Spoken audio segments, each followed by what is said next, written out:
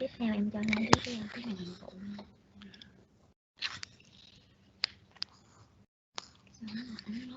Glenn, you're on. Hi everyone. My apologies for the late start. Had to reboot my computer, but it's great to have you all here for week 7. We have a full morning's program for you. In a few minutes, we're going to hear a few words from Rick, and following Rick, I'll introduce Phil, who will also have a few words for our Hanoi staff, and then following Phil's announcements, I'll be pleased to introduce 3 speakers that we have for this morning, who will be speaking to the theme of our week 7, which is courage, one of the RMIT values. And so we're absolutely thrilled to have these speakers who've taken time out of their busy schedules to speak to us. Following the speakers, we'll then take a few minutes to reflect on some of the stories that have been posted on the Courage Wall. We really want to express my appreciation for those who've taken time to put their stories up on the wall of their colleagues who have demonstrated courage in their eyes. There's some really inspiring tributes to those individuals and teams, and so we'll take a few minutes to maybe just share some of those. Now, some of you I know I've talked to have expressed an interest to put stories on. I haven't seen those stories on there yet, so we're going to leave the Courage Wall up. We hope you will take the time to share with your colleagues stories of inspiration around individuals' sacrifice and courage. So following that sharing, we have an online activity for you, which we promise will be a lot of fun. There'll be some prizes that will go with that activity, which will require you to divide into teams, but we'll give you further instructions regarding that. So that's our program for the day. Just a couple of announcements. We unfortunately had to postpone the workshops that we were planning this afternoon. Of course, what we really wanted was to meet together as a large group and then divide up into workshops in the afternoon, but COVID has prevented that, so we'll postpone those workshops to a later date. But in the invitation to this meeting, you would see a link to a document which outlines what those workshops would have been, and there's an opportunity to register your interest. And for those workshops that there's enough interest for, we'll definitely schedule that as and when we can do. So without any further ado, let me turn the time over to Rick. So Ha, if you can turn the system over to Rick to speak, please. Yeah, thank you, Glenn. Thanks very much, and welcome to everybody. I've just got a note sent to me that there's 129 people online. Now, when we did our first live event last week, we also got 129. So if you're at your desk and you see someone not watching, go and give them a kick. Come on, so that we can beat my personal record. Now, we also joined this morning by 3 guests, and I might just quickly explain to them what we're doing here and what week 7 is, just so that they have some sort of understanding. We have Dan, who I understand is in Vancouver, so that's welcome to you, Dan.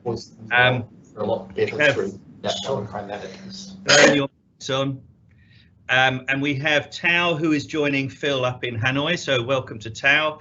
And I believe we have Johnny, who's with Glenn, who's going to be speaking to us later on, so welcome to you, Johnny, as well. So what we do is usually halfway through the semester, which happens to be week 7, we have what we call a non-teaching week and a personal development week, where students are supposed to be going and doing lots of soft skill activities and catching up on their homework or whatever it is they're doing, and staff are sort of taking part in a series of workshops. Now, usually we do those face to face, but of course at the moment we're a bit conscious with this sort of latest outbreak of COVID, so we're all sort of doing things a little bit more isolated and a bit more distanced. So we decided to do some of the week 7 activities online this time, and we'll see how that goes. But as we did last time, we're taking week 7, the activities during this week, and focusing on one particular word, which is one of our values. And for our guests, The university here has 6 values, and they're written around my neck here, and they're things like inclusion and impact and passion. And this particular one we're looking at today is courage. So I've been asked to give a couple of words to you on courage. So I'll just give you 5 or 10 minutes on my thoughts about courage. And I haven't really written a script or anything for this. I thought I'd do this a lot more simple, a lot more sort of off the cuff.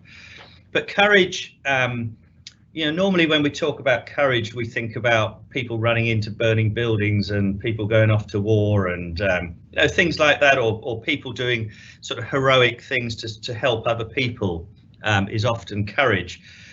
But let's think about it more in a personal terms in our lives, rather than the sort of great big courageous picture. Let's look at how perhaps we can be courageous. And I know our speakers are going to talk specifically about this, but I just thought this morning about, you know, courage and what does courage mean to me? A bit of a frightening word, really, because you tend to associate it with heroes and things, but just in our day-to-day work we can be quite courageous. I mean, I was thinking about you know, for our guests here, we have probably about 150 to 200 international staff working here in Vietnam. I think it's pretty courageous to come to a new country, to get up from your security of where you've been and sort of try something new, which is pretty courageous, because you never know quite how it's going to go. I've done it twice in my life. I moved from the UK to Australia. I went to Australia for 6 months for a holiday, and I stayed 24 years. And that was sort of quite a sort of courageous to really start from scratch and I didn't know anybody when I went there, not a single person. And 24 years later, I had a life there with a couple of kids and decided to move to a new country, which was Vietnam. And I remember coming to Vietnam, and I remember the first night I stayed, I arrived in the evening, and I went to the hotel that I'd been put in to stay, which was in Saigon. And I went up to the bar on the top floor on the rooftop and ordered a glass of wine and just looked across the city. And in my head, I was just, what the hell am I doing? You know, why have I done this? So it is quite, you know, it's courageous to start something new, even starting any new challenge. When I first came here, I came here to sort of start up, or to take over as the head of School of Communication and Design. And that in itself was quite a challenge, because it wasn't particularly well established or well known or well respected to a certain extent. The RMIT was, but it was mostly seen as a business school. So to sort of hear people say, you know, when you talk about doing design or fashion, then they asked, oh, I didn't know RMIT did that.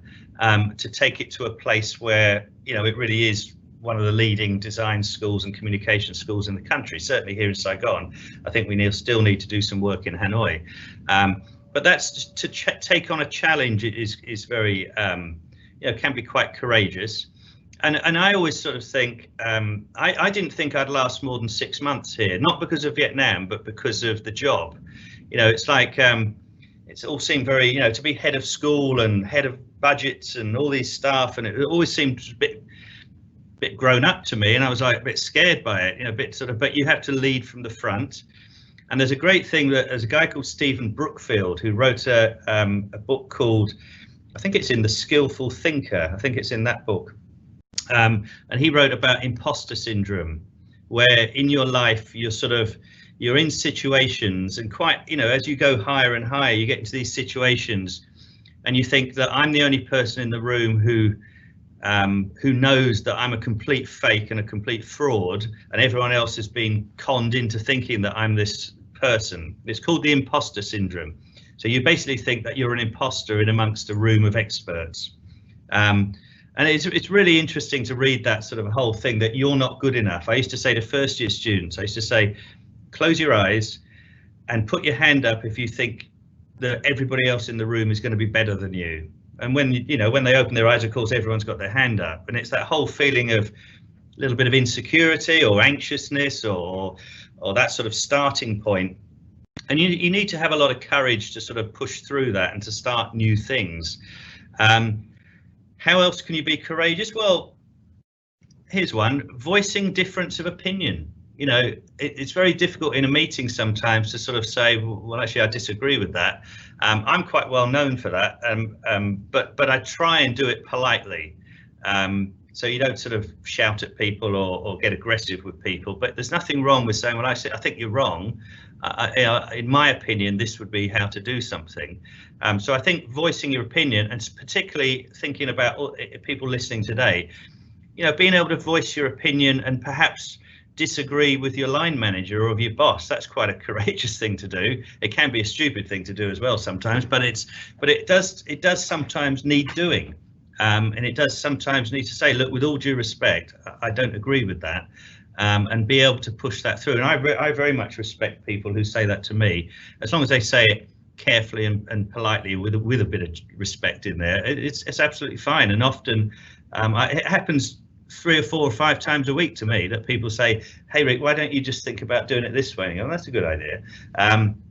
So I do listen to that a lot, and I think that's important. So being able to voice your opinion in front of others, and certainly in front of your perhaps more senior staff or your line managers, is quite a difficult thing to do.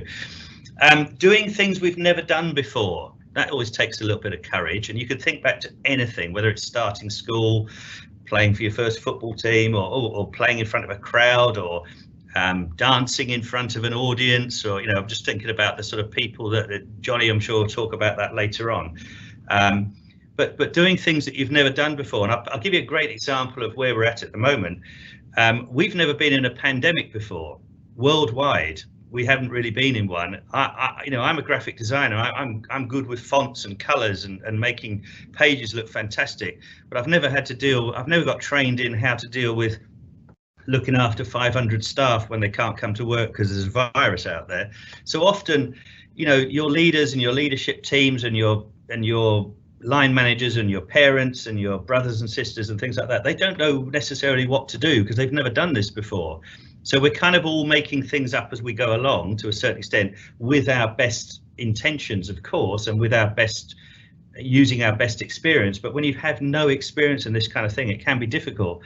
And I think we've come to value, certainly here in Vietnam, we've come to value the importance of what the government says to us. And I think worldwide, we know we're very fortunate to live in this country because of how the government has dealt with things. But of course, they've never done it before. So even more admiration for the way that they've managed this country, and how hopefully we've managed it as we step down through our schools and into the faculty and into your families, etc.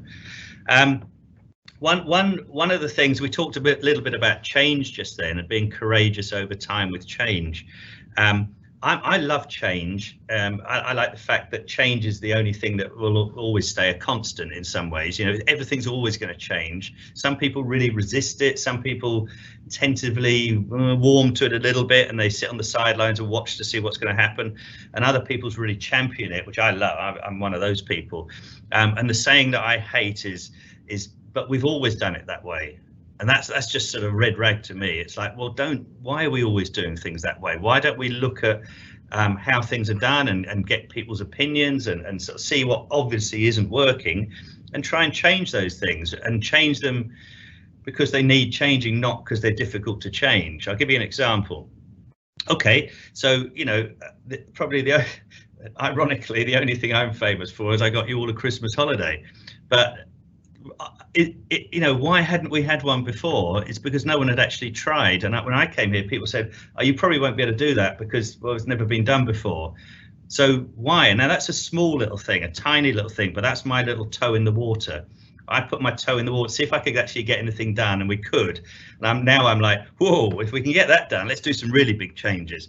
So, if I leave this university in whenever it is, 6 months or 3 years or 6 years, the kind of things I'd like to be remembered for are, I want to do really new ways of teaching. Okay, so we talk about, online education or flexible delivery or digitally enhanced learning, but seriously, in the last 20 years, online learning hasn't changed that much. It's just that a few more people are quite good at doing it.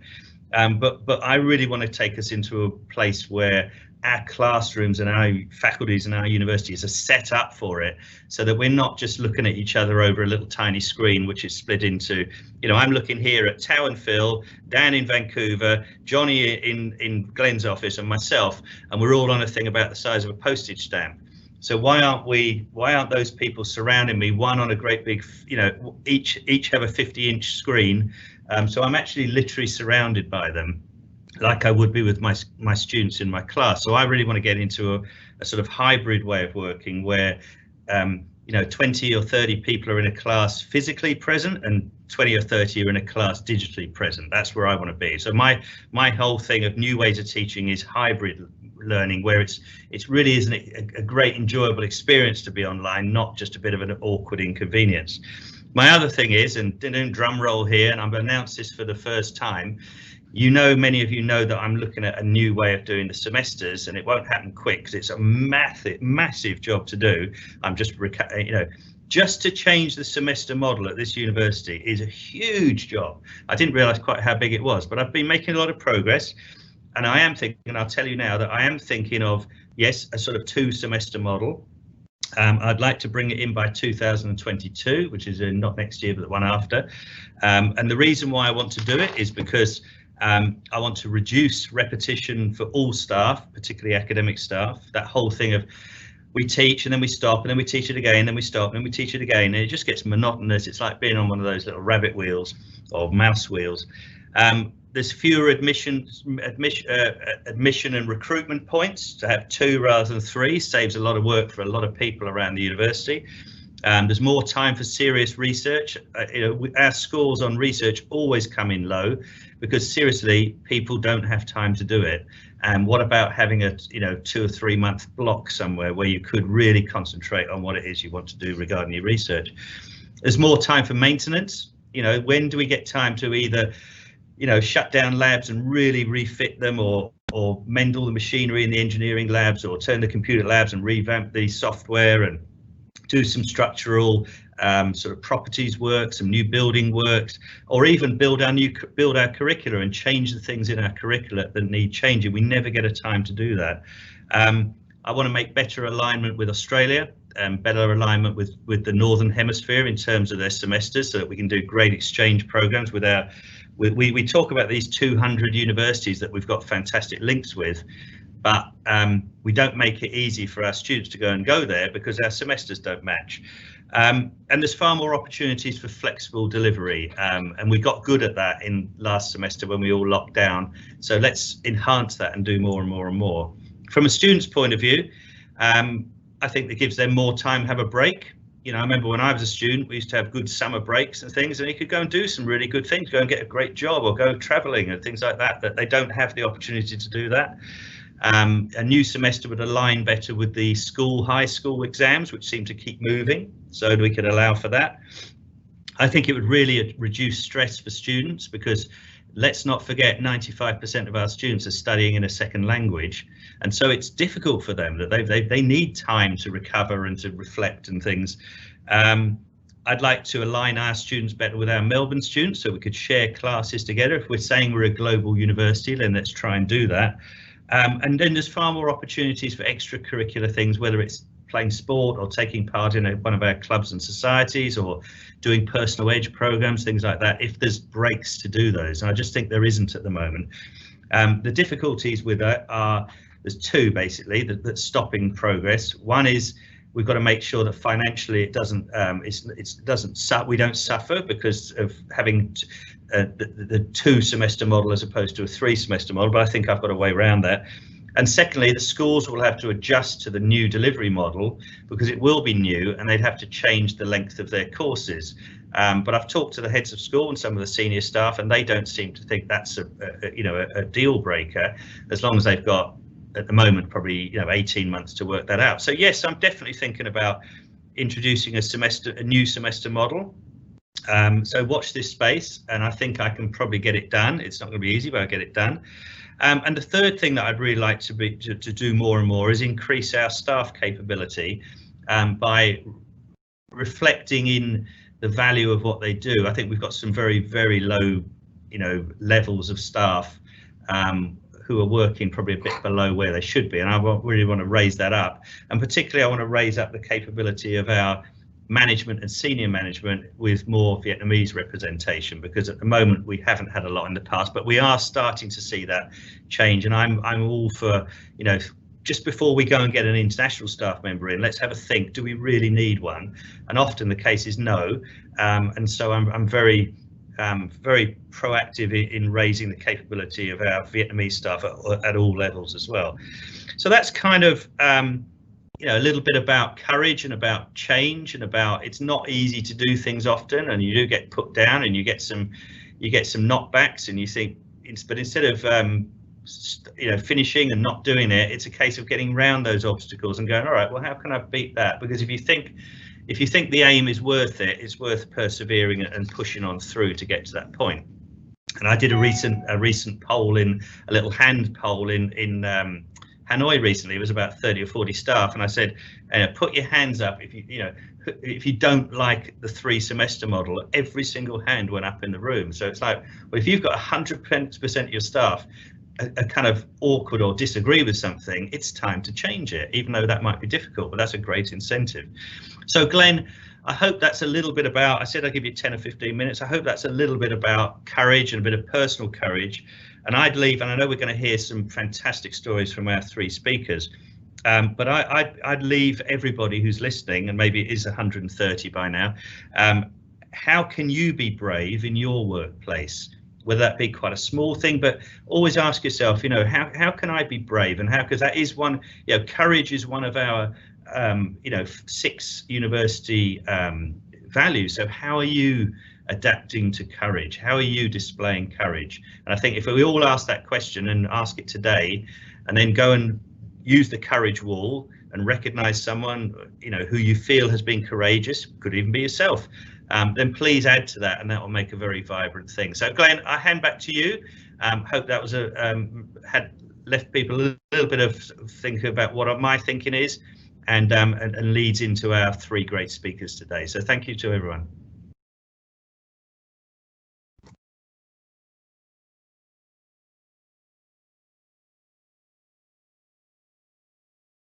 Thanks, Rick.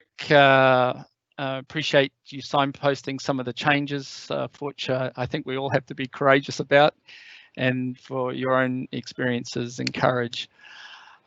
Phil, I know I said that we would like to give you a few minutes to talk from the Hanoi perspective, and I'm going to do that perhaps after the speakers. When we get to the bit about the courage wall, you'll have a chance to perhaps make any announcements from a Hanoi perspective. I want to maximize the time that we have for our 3 speakers today, so I'm going to do a very short introduction of Dan. Dan Pratt, a professor from the University of British Columbia. Recently, well, maybe a couple of years ago, I wrote down what have been the 10 most influential books in my thinking about education, and have influenced the way that I teach. And out of the thousands of books that I actually have in my garage at home in boxes, and having to make a decision about which books do I bring to Vietnam, I brought Dan's book, because I can't think about not going anywhere in a teaching job and not having this book as a reference book. What animates this book is who Dan is as a person. While the ideas here are wonderfully to read, he brings it so alive in the way that he teaches himself, and the way that he trains and influences others around their thinking. So with that very brief introduction, can I turn the time over to Dan Pratt, and Dan can perhaps take a little bit of more time to introduce himself. But I'm just absolutely thrilled to have him here with us this morning. Well, thank you very much. First of all, I have to ask if you can hear me, because I've been warned by Rick, we should check our mics first. And so can everybody hear me? Evidently not. Let's see. All good, Dan? We can. Oh, good. Okay. All right. There we go. Thank you, Glenn, and thank you, Rick, and all of the RMIT people for showing up today. I'm really quite honored to be here and to be included in this. I think the next 2 speakers have stories that make me feel very humble. I've heard a little bit about them from Glenn, but I have a message for you as well about courage. about courage and its place in teaching. And I loved what Rick said, finding different ways to be effective as a teacher. I think we're trapped in so many ways, and now the trap of COVID, we're entrapped in technology, and some of us are just not familiar with it. But my central message about the courage in teaching is that if you don't honor yourself and your own identity as a teacher, you're going to always be deficient as a teacher. So my central message is, can I help you find a pedagogical identity just in this half hour or 20 minutes? And I'm choosing the way in which to give you some choices on this based on a fair bit of research that I've done. And I know others have written about courage in teaching, but what I want to emphasize in my short time with you is the essential part of your pedagogical identity. Who are you as a teacher? And how do the students know you? They do, by the way, they do know you. They have your pedagogical identity down pat if they've had you for very long. In fact, they probably know that identity better than you do. But then you have also a teacher within you that speaks to you while you're teaching. And that's part of your pedagogical identity too, because that voice is telling you, oh, this isn't working. This is not working. Or congratulating you by saying, oh, that went really well. Sometimes it did, and sometimes you're just fooling yourself. But I think everything we do, every decision we make as teachers, beforehand and in the moments of teaching, are filtered through our pedagogical identity. And if we don't know that identity, we're going to be victimized by two things: by not knowing what to do when circumstances change, but also we could be victimized by people who think we should teach like they are teaching. So for example, I'll tell you a quick story about a colleague here at my university. She teaches in the basic sciences, and when she first started teaching, she was paired with a very senior colleague in her department. And it was a man, and let's call her Cindy. After a while teaching alongside this senior colleague, the colleague took her aside and said, you know, Cindy, you've got to do more lecturing. That's the way we do it here. And so she tried very hard. But when she tried lecturing in her own class after that, she got terrible reviews. The students just beat her up. And colleagues that peer reviewed her for tenure didn't do very kind things either. She got called into the head's office. We have to talk about your teaching. The reviews are terrible. So she thought, this is the end of the line. I just can't teach. I don't want to stand at a podium and talk because I don't know yet what they know, what they need to know, and so forth. So she sought me out, and we talked for quite a while. We reviewed the situation, and I asked her, what does she like to do as a teacher? And she said, well, she was uncomfortable lecturing all the time, not all the time that she could lecture some of the time, but she really wanted to give students tasks like problems or cases or unresolved questions, or put them in placements out there in labs, and then have them come back together and draw her knowledge out of her, rather than she stand and declare what she knows. So she wanted to reposition her knowledge, which was quite extensive, but she also wanted to be more like a colleague with students. And she wanted to share something of her own struggles in understanding with her students rather than just talking to them. So she redesigned her classes around these things. I'm abbreviating it terribly, but she found an identity as a teacher that fit her. And 2 years afterwards, she won the teaching award for the school. Now, it's not by accident that she found something, a robe of teaching, if you will, that fit, and that she could be herself as a teacher. Now, that's what a pedagogical identity should be. You being yourself. Initially, Cindy was trying to be like everybody else.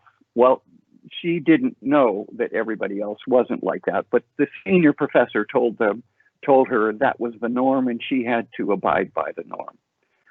So, if we imagine teaching as a form of theater, and it is, in some ways, it's a form of theater. Cindy was acting out a role that was not aligned with her own identity as a teacher. And she failed time and time again. But when she found her role, she thrived. And I think that took courage. That took a lot of courage to, number one, redesign her whole courses and all of the rest of that, but also to face up to other colleagues who thought that's not the way we do it here. But of course, she did it very well. So with that, I want to take you through, and I want to stay with the metaphor of theater, teaching as theater. Let me describe 4 different acts that all teachers consider or have moments of consideration for these acts. But we build our identity around one or more of these acts, as if it's a theater of teaching. You have in the chat box a handout that I think it's downloadable, and it's an outline for where we are and where we're going in this 20 minutes. And then we'll have some question time, I guess. But the 4 acts are an intellectual act, a relational act, a moral act, and a cultural act. Let me elaborate on those a little bit. There's also an article that's footnoted there that goes into a great deal more detail about those acts. But as you listen to my brief description of those, there's 2 questions I'd like you to consider as you listen. If you have that in front of you, that's fine, but I'll read the questions for you right now. Which of these acts are important to your pedagogical identity? And which of these might be challenged by colleagues in your department or specialty? So listen for those 2 questions. We're going to return to those at the very end. So the number 1 act is teaching as an intellectual act. And we do this. All of us do this. Some of us do it to a fault. Some of us do it, well, Cindy did it in a different way than her colleagues or her colleague that she co-taught with. But it's based on you having a fundamental knowledge base that the students need in order to go out and practice whatever they're going to practice. It's built upon also claims to truth, evidence that supports those claims, and credibility of source of evidence. It's also about teaching students different forms of reasoning. I work in medical education and have for the last 15 years, so that is very important. Clinical reasoning is the benchmark for good physicians. But it's also this teaching as an intellectual act is also about giving students key ideas, central issues, introducing them to central issues, even threshold concepts, that if they don't get a threshold concept, they're going to stumble forever after in that domain of knowledge. So the people that live here have a deep knowledge of their subject and profession, and they teach it probably very well. Some do, engaging students along the way. But that's just the first act in the theater of teaching. The second act is a relational act, and that's where Cindy shone really well. Teaching, after all, is based on interdependent roles and responsibilities. The teachers like Cindy that do a good job of this, that build what is called an educational alliance with students. Now, what is that? Well, it comes out of psychiatry, where a therapist builds a therapeutic alliance with their clients or their patients. But this is an alliance that's built on trust and respect reciprocally between student and teacher. And the teachers that live here, like Cindy, believe that learning is influenced by the relationship she has with her students. After all, we know very well that students interpret everything you do based on their perception of the relationship they have with you. So if you give them any kind of negative feedback, it's interpreted based on whether they believe you have their best interests in mind, rather than just showing them how much they didn't know that you know. They also, the teachers who live here, who find a significant part of their pedagogical identity here, believe that they can help students change deep-rooted beliefs if they trust them. Now, a lot of what you do takes on prior beliefs, and those are rooted in structures that go deep inside an individual.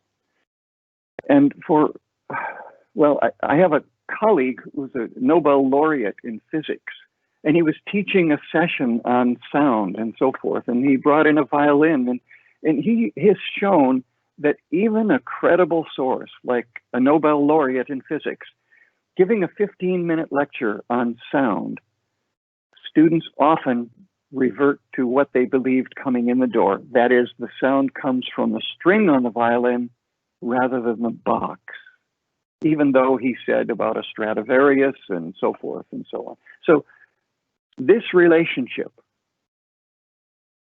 is significantly important if you want to change students' deeply held beliefs. Then we have teaching as a moral act. Well, teaching is a moral act because it involves judgment and decisions arising in moments of confusion. And you cannot decide what to do by prior ethical rules or professional guidelines all the time, because the situations we confront as teachers are dynamic, they're changing, they happen suddenly, they're complex with competing responsibilities or ideas, and there's no obvious right thing to do. So here we have a moment where you have to decide on what is the right thing to do for the right reasons. Not only doing that is important in this moral act of teaching, it's about transparency for why you did what you did and explaining that to students. So we have consistency and transparency of decision-making in the moment of teaching that reverts back to a moral responsibility and act of teaching. This is talked about very, very thoroughly in a wonderful book called Practical Wisdom. It's a 2010 publication by Schwartz and Sharp. called Practical Wisdom. It's a wonderful book. But then, fourthly, teaching is also a cultural act. And teachers who live here and see this as a significant part of their pedagogical identity know that teaching is a social role and it's subject to cultural norms. Culture and claims to truth, relationships, and propriety and moral decisions are culturally and historically constituted before we ever put on the robe of teacher. So culture is incredibly important, especially for expats like myself, who worked in China for 10 years, to know that the cultures, the norms of what a role for a teacher is and what a role for a student is are different from what I bring from my own enculturation. So teachers that know this to be a part of them, they know whose claims to truth are credible, but are those culturally located somewhere. But they also know that relationships are culturally normative, and the standards by which teaching is judged effective vary across cultures as well. And I'm not just speaking about geographical cultures and countries, but within my domain, medical specialties have a normative dimension of what to do here. I've worked 10 years in orthopedics, 3 years in emergency medicine, and 3 years in primary care. They have very different norms of how to be a doctor. And you can probably realize that from your own experience. Right about now, I'm imagining that you're saying, well, I do all four of those. And you probably do, but you don't do them equally. And perhaps you're saying, well, I don't do them equally well, but I don't have to all the time. I want to say that each of those can be a defining feature of what students come to know as your pedagogical identity, because they don't take the whole course of time with you to decide how to describe you to someone else. They take critical moments. And those moments come out of these four theatrical acts of teaching. So you could have one critical moment where a student will never forget what you did. They might forget what you said, but they'll never forget how you made them feel in that moment. And it could be good, it could be bad, but that is the memorable moment that gives you, in their eyes, a pedagogical identity. Well, right now, I've been interviewing teachers that had to shift suddenly over to this technology. And some of them are saying, well, that's fine. I used to be very much aware of my own pedagogical identity, but I'm going to surrender to the technology. Don't do that. I like what Rick said. We've got to find ways to have technology our servant, not our master. So stay true to who you are and find ways to manifest that truth, no matter what the context of your teaching. I'm struggling with that right now because I can't see any of you. And I live in that relationship act a lot.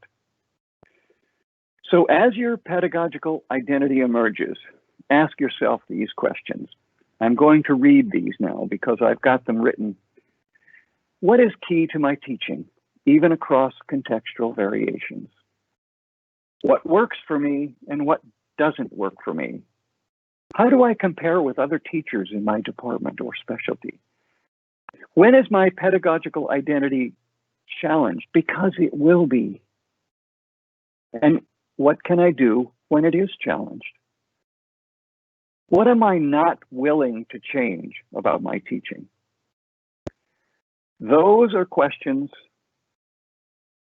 that speak directly to your pedagogical identity. So, in closing, obviously I've abbreviated those 4 acts, but I want to emphasize that teaching is not just a skilled performance of technique. It is not. It is an art where we have to deal with a world that is dynamic, it's changing, it's complex, it's subtle, but those moments, you have to have a third eye watching those moments, and then this teacher within, that silent voice, will speak to you. It's as if you're enacting your pedagogical identity, but the director is inside you saying, oh, that didn't work. Or, yeah, that worked. Now, and you have to invent something in the moment. And it'll come, that invention of momentary escape from that moment is born of your pedagogical identity. If you don't know that, you have nowhere to go to search for how do I deal with this moment. So finally, during this week, the 7th week, find a trusted colleague, someone that's as given to teaching as you are, and ask yourselves these 2 questions that I asked earlier. Which of these are important to your pedagogical identity? And which of these might be challenged in your department or specialty? You know, we don't have communities that talk openly about teaching. This is your chance. Thank you.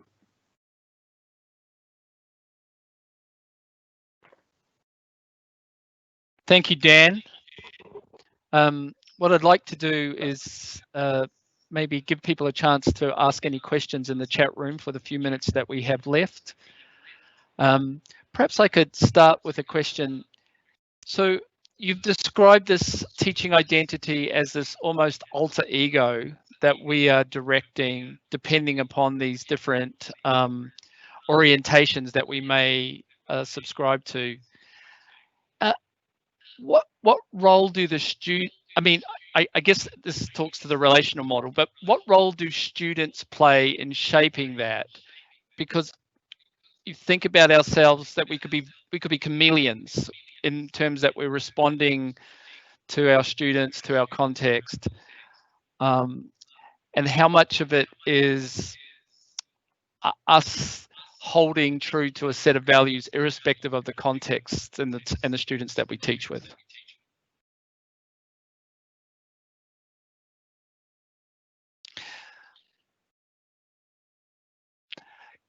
Can we unmute Dan?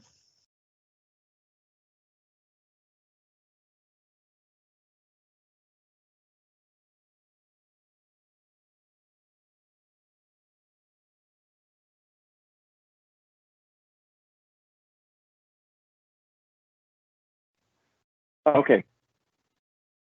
Okay, now my mic is on. My apologies. I didn't know that there was an automatic muting. It's a fair question. It's a really fair question. I think all across these, if you're doing each of these well, you have to have a balance between what is our responsibility vis-a-vis students. It's a responsibility to challenge them and not to just be their friend. So balance challenge with support. And then I think we don't succumb to trying to be liked by everybody. Or when I started teaching, I started as a grade 3 teacher and then a grade 6 teacher. And my aunt Vivian, who was a teacher, said, Dan, when you start, be fair and be firm.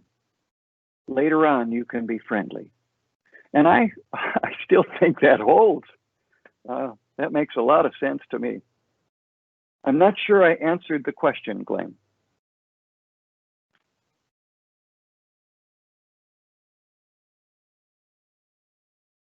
That's okay, Dan. I'm going to ponder over that answer. I'm not sure I asked the question very well to start with. Dan, can you see in the chat forum, there's a question that has been posted. It's from Ella. Question, show Q&A? Yes. There should be. It's I don't see anything. Sorry, the conversation tab. Anyway, let me read the question to you, Dan. She goes, thank you, Dan. What you have shared about cultural competence is so very important, yet has the tendency to be deprioritized. And you are so correct. It is critical in all professions. I especially loved you mentioning the therapeutic relationship. Anything you wanted to add to that, Dan? Oh, let me just be sure I'm not, okay. I now have that comment up in front of me, and thank you for affirming that. Yes, to all that you said, but it goes much deeper. This is a domain of teaching where people who see this as a really important part of their pedagogical identity are evaluated in a kind of bifurcated way. Either people love them or they hate them. And so they are stuck in this, that because they're trying to change norms. I have two students, that one who is an orthopedic surgeon, he was my student, and Steve has tried to change the healthcare in the US in so many ways, because he came up here to do his master's degree with me. But he's pushed aside so often. But then I have another person who wants to change physical education for youth, and she wants to change it so that it's not so competitive, it's more cooperative. Well, you know, if you have an athletic department, it's all about competition. And she's now a faculty member in education at my university. And she has made tremendous inroads, but she's bucking up against a lot of forces. And that's why these are people who get either we love them or we hate them, responses on student evaluations of teaching. Dan, we have time for maybe one more question. You see the last comment there. I love the idea of the moments. Could you please elaborate further the moment from the educator or the student's perspective, how to recognize this is the moment? Sure. I'm going to give you a real example. I was asked to observe a new faculty member in physics teaching alongside a really good teacher in physics for first-year students at my university. Now, they had 320 students in class. And this person who was experienced was so good at working the crowd and seeing when they were engaged and when they weren't engaged. But when he handed it over to the new faculty member, that person was captive of the podium on which they were, from which they were projecting things. And so I sat with him and I said, I want you to, the next time you're at the podium, I want you to have a third eye up here that's not captive of your slides, but is monitoring what's going on out there. Do you hear rumbles? Do you see movement? Do you see laptops? What do you see? If you can't escape from what you're presenting or what you're talking about, you don't know what's happening out there. So I was trying to alert him to moments, even with 320 students, to watch and see. Elliot Eisner wrote about this a long time ago. He said that we have to have a third eye, but he also said that when we're teaching, we should be totally present in the moment. but not blind to what's happening. And then if you see what's happening, you have to have the wherewithal to stop and think and invent. What do I do now? And I think that's common to all of us as teachers. We have to be thoroughly and deeply in the moment, but not blind to what's going on out there. Thank you, Dan. That resonates with something I read from Stephen Covey many years ago about listening with your eyes. Yes. Dan, thank you so much. I wish we could show everybody on screen, perhaps waving their hands in appreciation and clapping, but we can't. But we want to thank you so much for your thoughts, very thought-provoking, and a lot for us to reflect on. And we want to thank you for that invitation to come together to talk more about our teaching. So thank you very much, Dan. I'm going to turn time over to Phil, who's going to introduce our next speaker. And we're grateful to have Thao on campus up in Hanoi. So Phil, the time is yours. Great, thanks, Glenn, and thank you, Dan. That was a great presentation. It's now Sunday at, was it 8 p.m? It's definitely time for your glass of wine. So this morning I'd like to introduce Thao Nguyen. So Thao, until recently, was the general manager of Koto. So No One Teach One up here in Hanoi, also looking after Ho Chi Minh City. I've known Thao for almost 6 years now, so we're both aging together, Thao. So I'll get Thao to talk a little bit about her past soon, but I've known Thao when she was the general manager of Koto. Before that, she looked after one of the fine dining restaurants here in Hanoi called Pots and Pans, a sensational restaurant. Thao's had roles in 5-star hotels, the Sofitel. She was also an MBA RMIT alumnus. She went to Melbourne for a few years and completed her academic studies down in Victoria. She's successfully been a social entrepreneur. She's worked with startup firms. She has her own coffee business that's just started here in Hanoi. And she's been a great person, but that has not always been the case. So Thao, before, came from Ninh Binh, which is probably my favorite province here in Vietnam. It's beautiful. For those people who haven't been to Ninh Binh, please go to Ninh Binh. It's a lovely place, but it's also a place steeped in poverty. And that's where Thao started. So Thao first came to Hanoi as a 14-year-old or 13-year-old selling postcards on the street.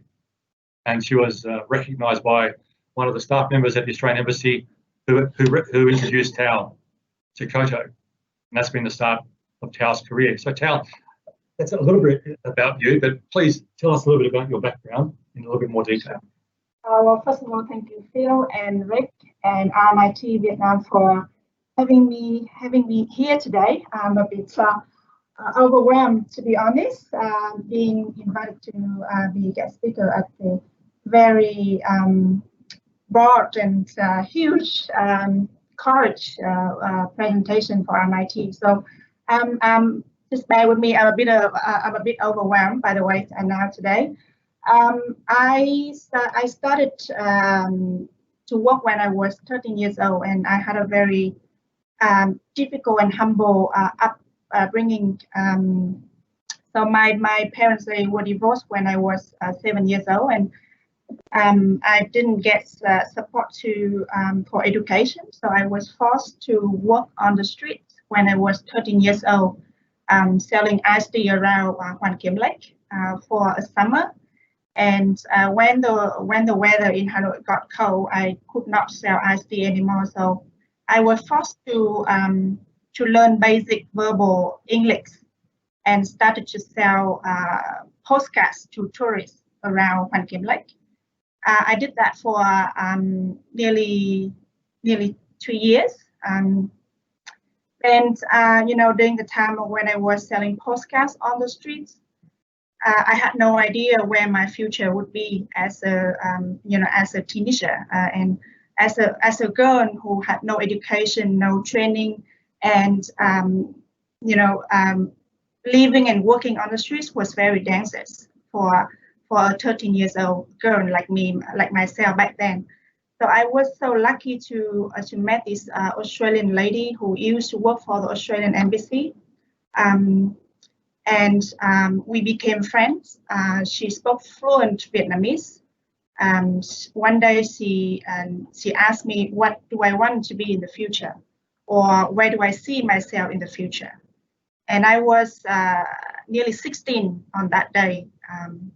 Basically, I looked at her and I had no idea. I just looked at her and responded to her. I don't know. All I want in life is a stable job, so that I can support myself in the future, so I don't have to work on the street for the rest of my life. And Anita's her name. Anita told me about Koto, No One Teach One. There is an organization that supports disadvantaged youth and street kids like myself. And she asked whether I'd like to join Koto. She could help me to join Koto, and she could sponsor me to study there. And believe it or not, on that day, I didn't trust her. I didn't think there is such an organization. So she kind of sent that in my words, and she said, why don't I take you to Koto for lunch tomorrow, so you can learn more about the organization and you can decide whether you like to study there or not. So the next day, I followed her to Koto, and I had a 3-hour chat with Jimmy, the Koto founder, and got a better understanding about what Koto is and what it does. Then I said to Jimmy, I really want to join as a Koto trainee. And one of the steps was that I need to submit my application and getting all the required paperwork together, inputting my birth certificate. And I left my hometown. When I first left my hometown, I didn't go back after 5 years. So my dad remarried to a new, to another woman, and obviously he lost my birth certificate, which I couldn't find it to submit to Koto. So 3 months later, I came back to Koto, stood in front of Jimmy, and I was basically begged him to take me into the program. And with my, very determined words, I said, I promise I'll be a good student. And then just then he took me, so I enjoyed the program. After Koto time, I was employed by Sofitel Metropole, the first 5-star hotel in Hanoi, which I wasn't there to dream when I was working on the streets. And for me back then, reflecting back with that hardship upbringing and all the challenges and difficulties that I was facing as a street kid, and later on joined Koto as a Koto trainee. My understanding about courage is more about the overcome difficulties or the obstacles in life. And once after that, after Koto and work in the hospitality industry for a while, I stepped back and went back to Australia to pursue my MBA. Before that, I did my advanced diploma in hospitality management, also in Melbourne, back in 2009, and then start up a social enterprise here in Hanoi in 2011. And 2015, I'll take a step back because I want to prove to myself that I want to step my foot in an international university, and it was my goal to take that path, that journey to see how it feels to be an university student, because I didn't have that privilege as a kid, and I didn't have that privilege to be gaining good education. So when I was in the position to do so, I wanted to pursue that path. So I went back to Australia again, thanks to all the support that I got from my Australian families and also friends from Melbourne and also from Koto. So I just, I didn't know what to expect, basically I was putting myself in the discomfort zone, whereas I was having a good career back in Hanoi, running my own business. But then I take a step back to be a student, to be an university student again. So it actually took courage to do so. When you actually decided to do something that you don't know, more like in the very uncertainty. So I did I pursued the MBA in 2015. Believe it or not, RMIT actually rejected me twice because I didn't have a bachelor degree. I didn't have the international bachelor degree. So the system actually rejected my application twice. And then I said to myself, wow, I keep it one more time, one more go. And if it's, if I didn't get it, I didn't get it. So I'll just go and do something else with my life.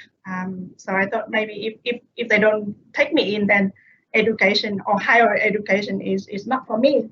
So I went on and reached out to my network in the education sector in Victoria.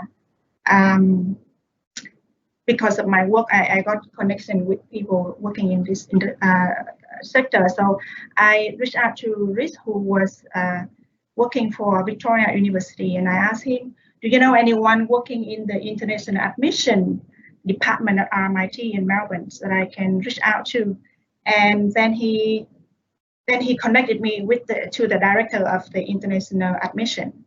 And I wrote him an email, very emotional email, explaining my case, saying that I'm really determined to do the MBA course at RMIT, and I believe that I have the right attitudes and I have the right capability to handle the challenges of the course. And then he wrote back to me and said, well, give us some time, I will review your application. And then 2 days later, I got a letter of offer from RMIT for a spot at the MBA course in Melbourne, and I was so grateful. And the journey was fantastic. So that's actually was the journey to get the MBA studies with RMIT. And now that I gone back to Vietnam, tried in different fields, including corporations for the first year after my completion of the MBA. I thought that with the MBA qualification, I need to try myself in the corporate world. And what I did just that. I got myself in a real estate and property development group in Ho Chi Minh City, managing 2 5-star resorts. One in Mut Nair and one and setting up a new 5-star resort in Phu Quoc Island in 2016. And then I realized that after a year, I realized that my personal values actually were not so aligned with the corporate values, because my passion was all about developing people, creating impacts to the societies, doing business with a purpose. So then I took some time off to reflect again on my next move, and that was the time that Jimmy approached me to offer me a role at Kodo as a general manager, and I thought it was the right timing, and I was ready. I was ready to take on that challenge and that journey. So I came back to Kodo in August 2017, I believe. Yeah. So I used to think courage is the ability to overcome difficulties in life, and the ability to keep going under the difficult situations. But actually, now that I reflect, I think it's actually not courage. It's resilient. It's the bravery, is the resilience to continue to keep going when you face challenges or when you face difficulties. I think for now that I grown up and got exposed to different leadership styles. I took a daring leadership workshop last year with Dr. Christine, also at RMIT. I got a better understanding about courage. I think courage is more about the ability to show vulnerability, to show who you truly are, no matter what, and despite the fear of having people judge you or having people giving criticisms. So it's about living in the discomfort zone. So I think it so resonates with today's world. We are in a global pandemics, and it's so much uncertainty, it's so much fragile that require courage to continue to do the work that we do, and also to be a stronger self, to face everyday's uncertainty, and being vulnerable, being true to yourself. That's my understanding of the word courage today. Thanks. I just want to ask a question. When we talked about it over the weekend and actually this morning also, and then Rick mentioned this, and there was a difference between bravery and courage, or is there a difference between bravery and courage? And I'll just share one thing. And this is the first time I've ever shared this publicly. So it's a little bit about me, and it's a bit embarrassing talking about this. So I'll have the courage to talk about this a little bit about me. So back in, some people know that before coming to RMIT, I used to work for a rescue helicopter organisation. And in 2008, I was involved in a very large rescue of 37 people. It was probably one of the best days of my working life. And for that, I was actually awarded a bravery medal back in 2008. But it's embarrassing talking about yourself. And I've never talked about that publicly before. And I think we did kind of need courage sometimes to talk about ourselves, talk about what's come in the past, and hearing your story about your past, that you've come from a small town, your parents divorced when you were so young, you didn't have a formal education, you didn't even have a birth certificate to try and enroll in Kodo back in 2000, and then to be rejected by RMIT, 2 times before you could actually be enrolled into RMIT. That takes a lot of courage and that persistence. I think that was a great point that you mentioned around persistence and resilience is courageous. So thanks for sharing that. But we also talked over the weekend around that courage changes over time, and I would like to get your viewpoint of how you think courage has changed over time. I think courage changes over time based on your life experiences.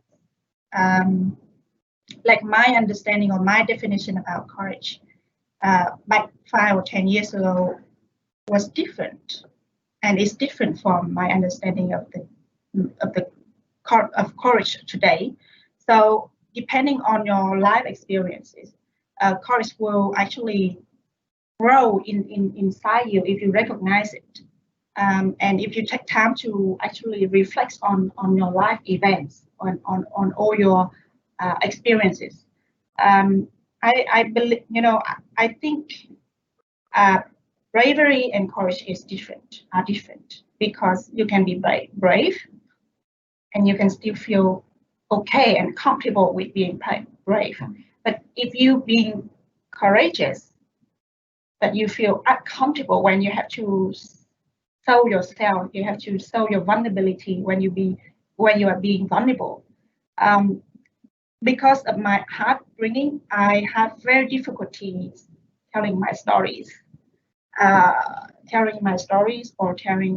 I always try to cover myself up to be tough, to be that tough person, and not letting people to understand my truly self, or to really get to know me as a person. But from from all the experiences, now I'm more open, and I'm more open to share my life experiences and also to share myself with other people. But you have to do it when you have the trust. You don't show your vulnerability to everyone that you meet on the street. You have to have a trust relationship to be able to share that.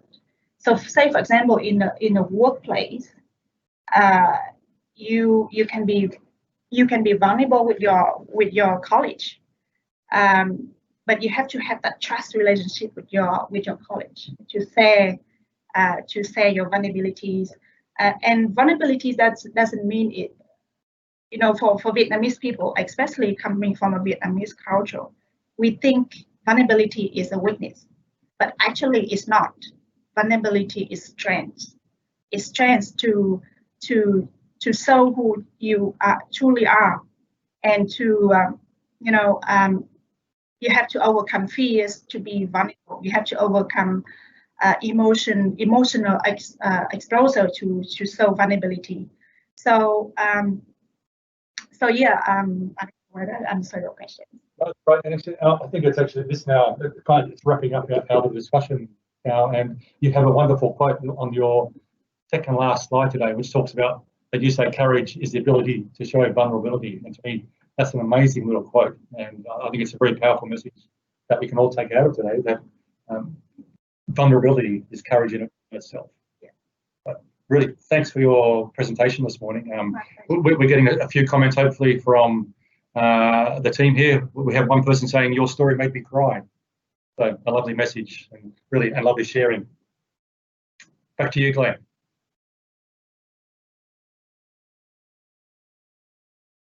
Thank you, Phil. Just give people a chance if they wanted to quickly respond with a question.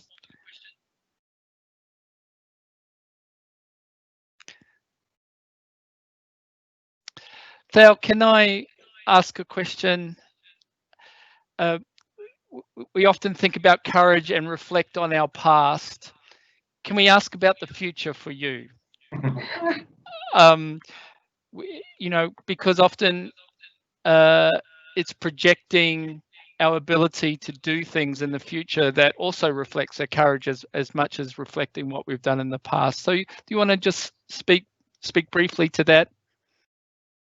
Well, to be frankly honest, I am actually living in the uncertainty, and it took courage to actually not knowing what's next, but I'm up for it, and the future, and I'm looking forward to see what the future holds. But I still have my business to run, but my passion is still around people development, training and education. So that will be my next move to explore what it is. But to be honest,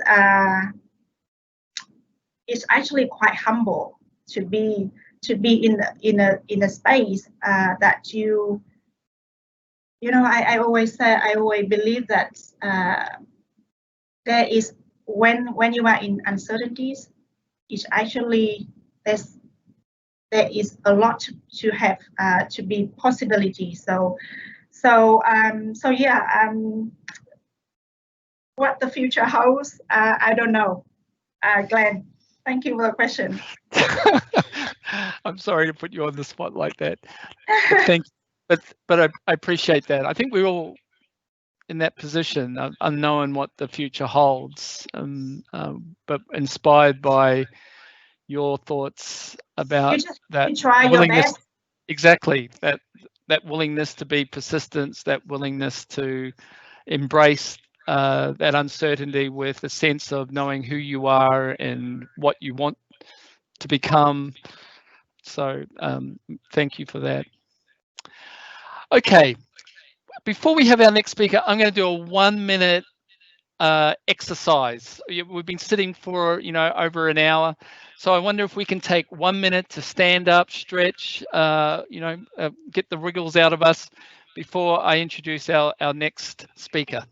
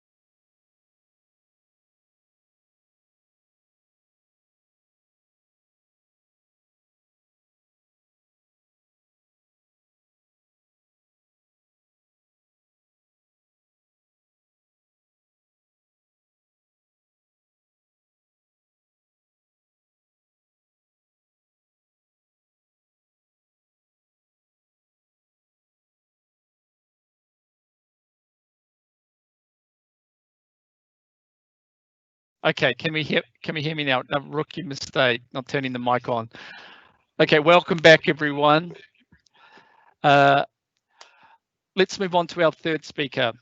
John Weedtron is, many of you will perhaps recognize him and know him from some of the TV shows that he's been involved. So I Think You Can Dance and some of the others. Well-known choreographer. I've got to know him as an educator. We had dinner the other night where we talked a lot about the philosophies that we share around teaching. Has a strong interest in psychology, and I'm so absolutely fascinated with some of his ideas that he incorporates into teaching of dance. John also has a fabulous backstory, and I won't spoil the talk by going into that. But we're really pleased to have someone who has, in my eyes, been courageous in the way that he has lived his life to live the passion that he has around dance and other things that he's interested in. So without any further ado, I'm going to take my headphones off and pass them over to John. Thank you. Hi, everyone. Hi. So yeah, thanks for the introduction, Glenn. Yeah, so as some of you may know, my name is John Huy Tran, and I am the artistic director of a dance company called UDG Vietnam. I'm also a choreographer, a public figure, and most of all, I like to be presented as a teacher. And I'm really honored today to share with you some of my stories and lessons I have learned that have taught me a lot about courage. And through my talk today, I will be channeling a lot of inspirational figures. I will be talking on behalf of people such as Maya Angelou and RuPaul and Osho and so many more. So yeah, let's begin. So for years, I believed, and I shared a quote that I had put together, and it says, "You only get one life, and you never know what can happen in the next moment. So have the courage to live your truth, and that one life you get to live is enough." So I'm going to read that again to you. Think about that for a moment now. You only get one life, and you never know what can happen in the next moment. So have the courage to live your truth, and the one life you get to live will be enough. Now, I know I can't see you, but I want you to all close your eyes and just try this with me. Repeat after me. I am going to die. I am going to die. One day. Okay, open your eyes, please. Doesn't it always take the ending of life to teach you that life is short and that we only have the one? We know death, it's inevitable. It's a part of life. But we so often forget how fragile life and existence is, and we run and we hide and we escape into those little black mirrors, and we don't want to look too far ahead because it can be scary. It can be scary whenever you choose to see everything around you. Escapism is something many of us are guilty of because it doesn't require much thinking. And every day we're told how to live, how to act, walk, talk, work, play, how to be. And there's so much noise around us. There's so many distractions. And the most important, there's so many expectations, and we become people pleasers. And we forget the one person, that most important person that we need to please, and that is ourselves. And it's been these experiences in life and learning from the life experience of the people around me that have given me such, I guess you could call it profound clarity. So I would like to start by telling you a story of one of my biggest achievements, coming out. So up until my 20s, I was a people pleaser. Well, even now, I'm still a little bit of a people pleaser. But I was a doer, okay? I had a steady and consistent routine, a circle of friends, if you would call it, and not too much to complain about, but I wasn't living my truth. there was something about me that I was so scared of accepting. And if I didn't have the guts to accept it, how could anyone else accept it? I did talk to my sisters about my sexuality, and they have always been my biggest supporters.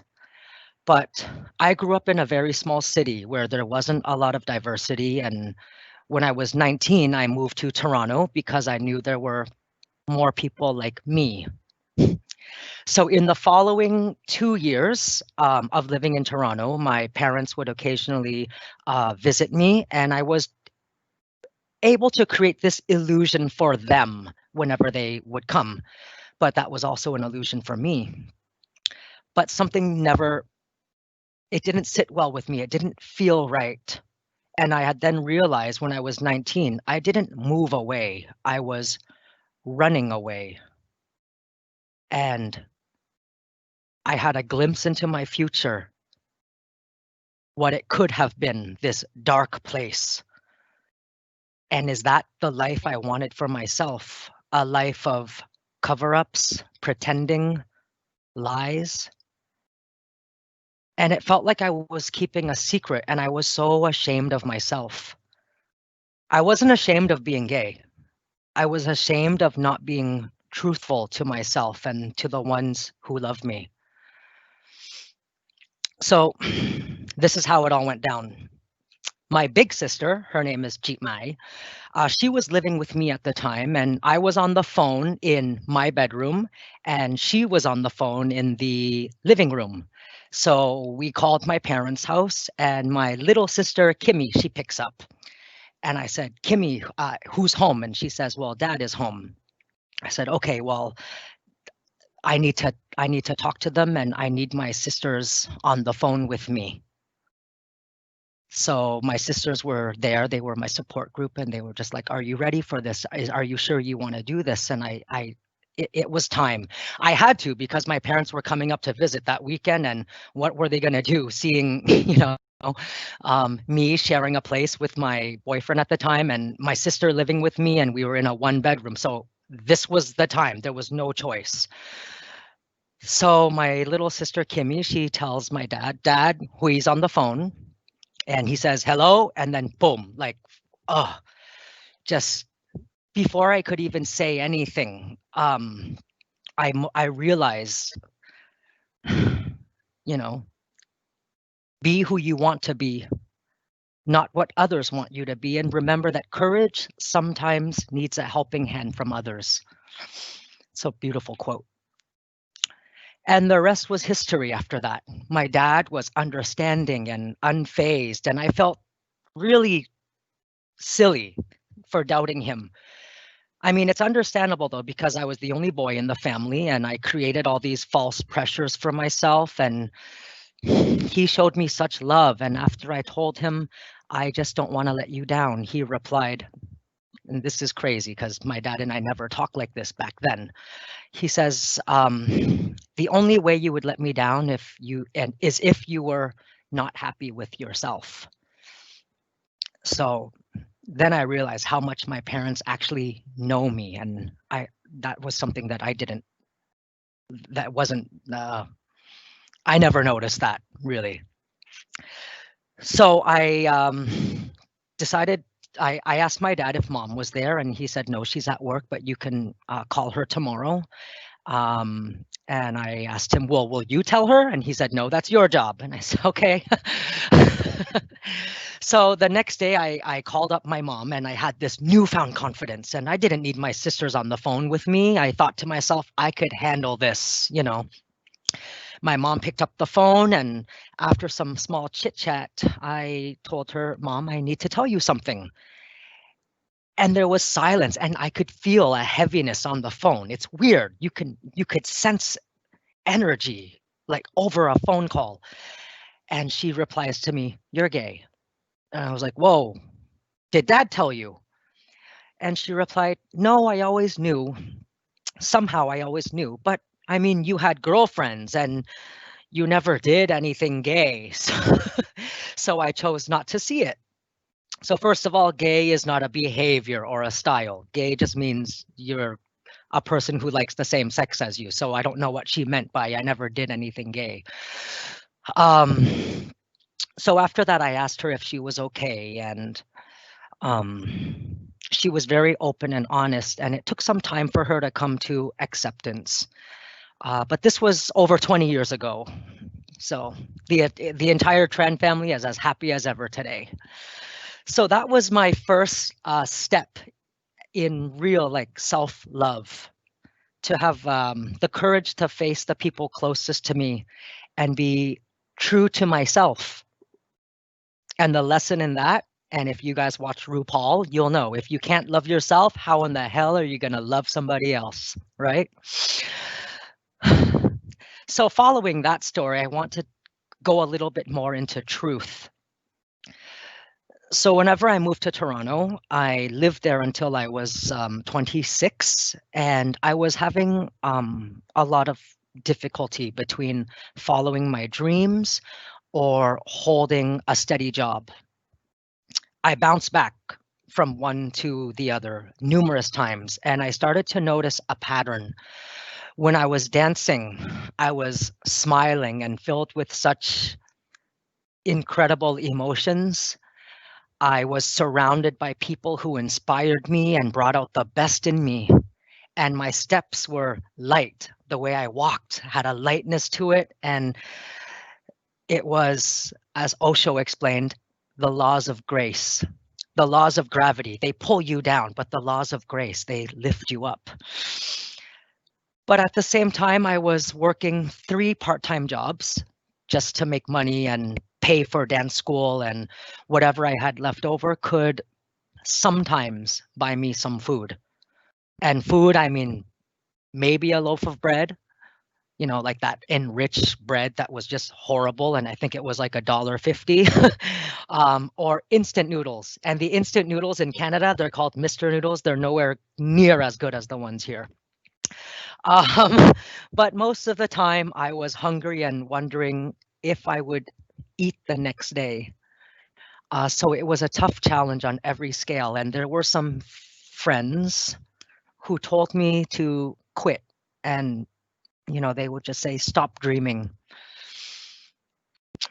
So there were times that I listened to them, because all those voices, you hear them constantly and you question yourself.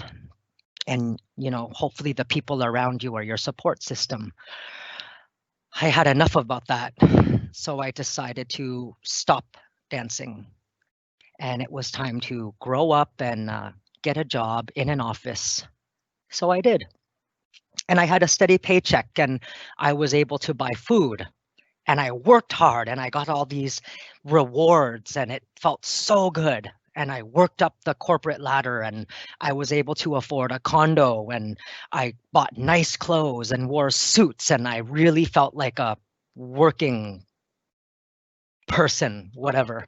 And I had a comfortable life. But my steps were becoming heavier, and gravity was pulling me down. And this familiar feeling of not being true to myself set in again. And I would numb my feelings every night with, you name it. And I was back in this dark place, and I noticed I was pretending again in a different way, but the root of it, the same feeling was there. And most of all, I wasn't having fun.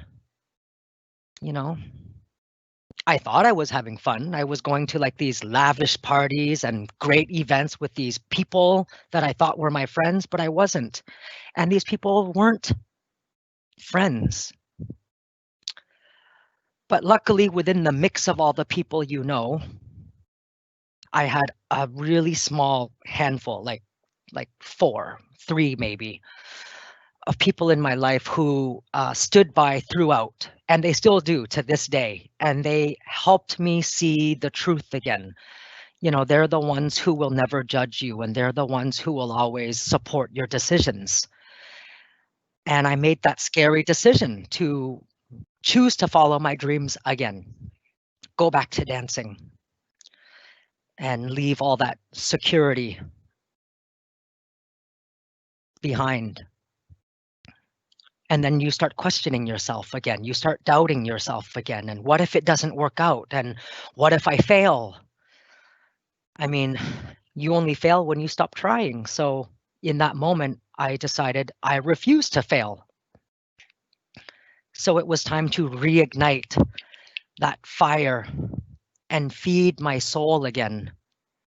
And here I am today, and I get to talk to you. So what I learned from this experience can be explained in 2 ways. One quote, this quote is very nice. I love this one. You have a life of such joy before you, not without hardship, not without bumps in the road. Be safe with those you trust. And when you do find people you trust, the bond will be that much greater, and you will live again. And the other one, and this is something I think you can all relate to. You're standing on the shore, afraid to dive into the new waters, and you're afraid because you don't want to say goodbye to the familiar self that you have so comfortably lived for so long. You are standing there looking at your options, the icy blue water, the fast-flowing river, and the choppy sea. They all look very appealing to you because you are dying to go for a swim, but you know the water is going to be cold and the journey is going to be hard. And when you reach the other side, you will have become a new person, and you are scared to meet that new version of yourself. We all get used to our own personas. We are all used to our own comfort zones, but trust me, in order to live, we must keep daring, have courage, and dive. So that was my journey in Canada. And for the last 15 years, I have called Vietnam my home. And my dreams have led me back to my roots. And at first, it was a very difficult challenge. I originally came here for a 2-month holiday, and after just 2 weeks, I was crying and wanting to fly back to Canada. And I was too scared to explore Vietnam. I could barely speak the language. I was in constant culture shock, and I didn't know anybody. And I thought to myself, why am I even here? My parents at the time, they were also visiting, and they told me to do something to help pass the time. I was qualified to teach English, so I went around looking at many schools, looking for a job, trying to, think, oh, well, I'm Canadian, I speak English, and I look Vietnamese, so they will hire me in a heartbeat. Whew, I was so wrong. They didn't hire me just because of the way I looked. Now in Canada, you're not allowed to do that. So when it happened to me here, I was in complete shock, and they thought I was they didn't understand why I was so offended. Luckily, there was one school where the director, she is Canadian, a Canadian woman. She interviewed me, and she said she would hire me under one condition. It needed to be a 1-year contract, because she didn't want drop-in teachers, and she really wanted to invest in the education of the students. And I fell in love with her after she said that.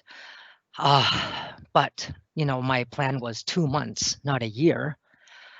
So I found myself standing on the shore again, wondering, do I take the dive or not? And it has been the best dive of my life so far. It has pushed me into my most vulnerable situations I've ever been in, through learning the language, through, being pointed at and being made fun of, and how my Vietnamese accent and how I speak and how I behave, learning a new culture and meeting people and, using body language to communicate. I was able to learn so much more about myself and what I was capable of. And that experience has made me much stronger. And it's one of the things I'm most thankful for to this day. with my Canadian Vietnamese culture and heritage, I was able to create something original and that was special and uniquely me. Not just for me, but also to offer it to the people around me. We all have something of value to add to this world, and it's quite a journey to discover it. But once you do find it, those doors will open and everything you've ever wanted will be presented to you. You can accomplish anything. And I was able to find my calling, my vibe, what makes me who I am. And whenever I found that, I was able to amplify it and apply it to my life. And so can you.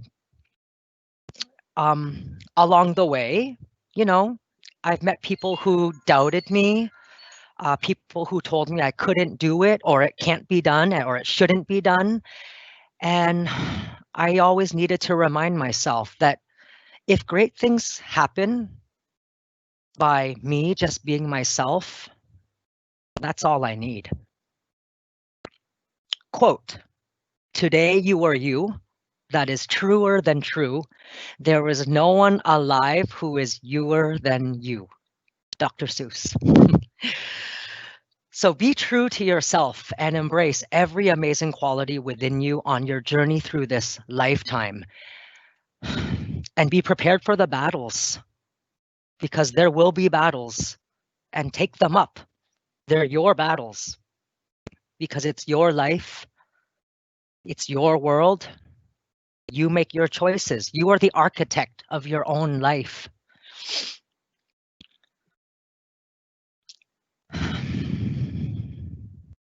Sorry, I need to breathe for a sec. It's getting deep. So I want to share with you some words of wisdom by Dr. Maya Angelou. If you don't know who she is, you should really please look her up. She's an incredible woman. So she says, "You can decide life isn't worth living, and that can be the worst thing you can do. How do you know so far? Try it and see. Pick up the battles and have courage to be you and make it a better world just where you are. It can be better and it must be better, but it is up to us." So just from hearing everybody's stories today, I've been really inspired. I'm very grateful to be able to listen to everyone's story today. And it really makes me proud to be sitting here to share my experiences, because I find it we all have the one thing in common, just daring to be great, have the courage to really go for it and believe in yourself. And if someone dreams a great dream or dares to love somebody, and if somebody dares to be bigger than the condition into which they were born, then so can you. So you got to reach, and you have to stretch, and you have to dive. And like I said, just like it happened to me, it will happen to you. Along the way, there will always be people trying to pull you down and doubt you and dim your shine. People will try to dim your shine. Don't let that happen. We are made out of stars. We were meant to shine. And if you see somebody shining, you can add to their light, but don't let anyone dim your shine, and don't try to dim anybody else's shine. Shine brighter. All you got to do is believe in yourself, stand up for yourself, because you are smart, you are talented, you are astonishing, and it's time to accept who you are and have the courage to be great and never underestimate yourself. And when you do that, you will attract like-minded people. They will gravitate towards you. You will find your tribe. You will find your true circle of friends, and you will have people who authentically love you, and you will authentically love back. Have courage and be kind. If you remember where that came from, Cinderella. To have the courage of one's convictions and to act in accordance with one's beliefs, especially in spite of criticism. To me, that truth is just, it's all around us. It's courage. It may not be expedient, it may not be profitable, but it will satisfy your soul. It's like a warm blanket. So I just want to leave you with those thoughts and the stories that have helped me throughout my life. You know, how we opened with closing your eyes. And I know it's a little morbid, you know, telling yourself, I am going to die one day. I mean, one day you will. So make sure that you have the courage to live your truth. Try to be the best that you can be, the best human you can be. Try to be that in your home, your school, where you work. And do it because it's the right thing to do, and people will know you and they will remember you and they will add you to their thoughts and their prayers and they'll wish you well. You know, we're all going to go to bed tonight and think how lucky it is to be one of the people who get to wake up the next morning. So just the way we started, I want to finish with closing your eyes. Please close your eyes and just follow my guidance. Take a deep breath.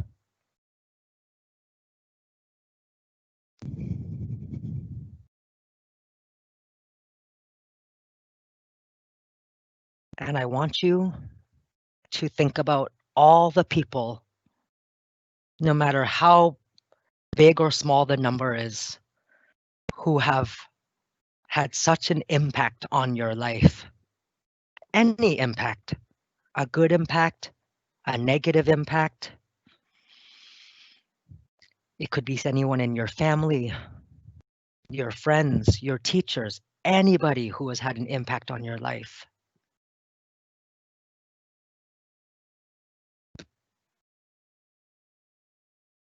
And no matter what they have done to you, good or bad,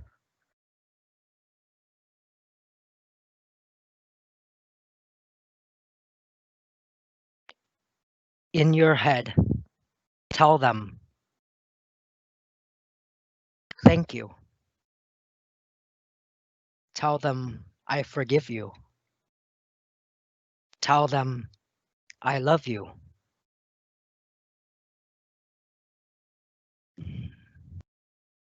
And now I want you to look into yourself, look within, and think about all the beautiful qualities that you have. What makes you, you? There's only one you, no one else. And think about all the amazing people that you have helped and all the amazing people, all the amazing people's lives that you're a part of. Think of all the wonderful things you've done. Think of all the horrible things you've done. Everything has shaped you into who you are today. And tell yourself, thank you. Tell yourself, I forgive you. And tell yourself, I love you. Take a deep breath. Exhale. One more time, take a deep breath and wrap your arms around your body and give yourself a hug and open your eyes. Thank you, everybody.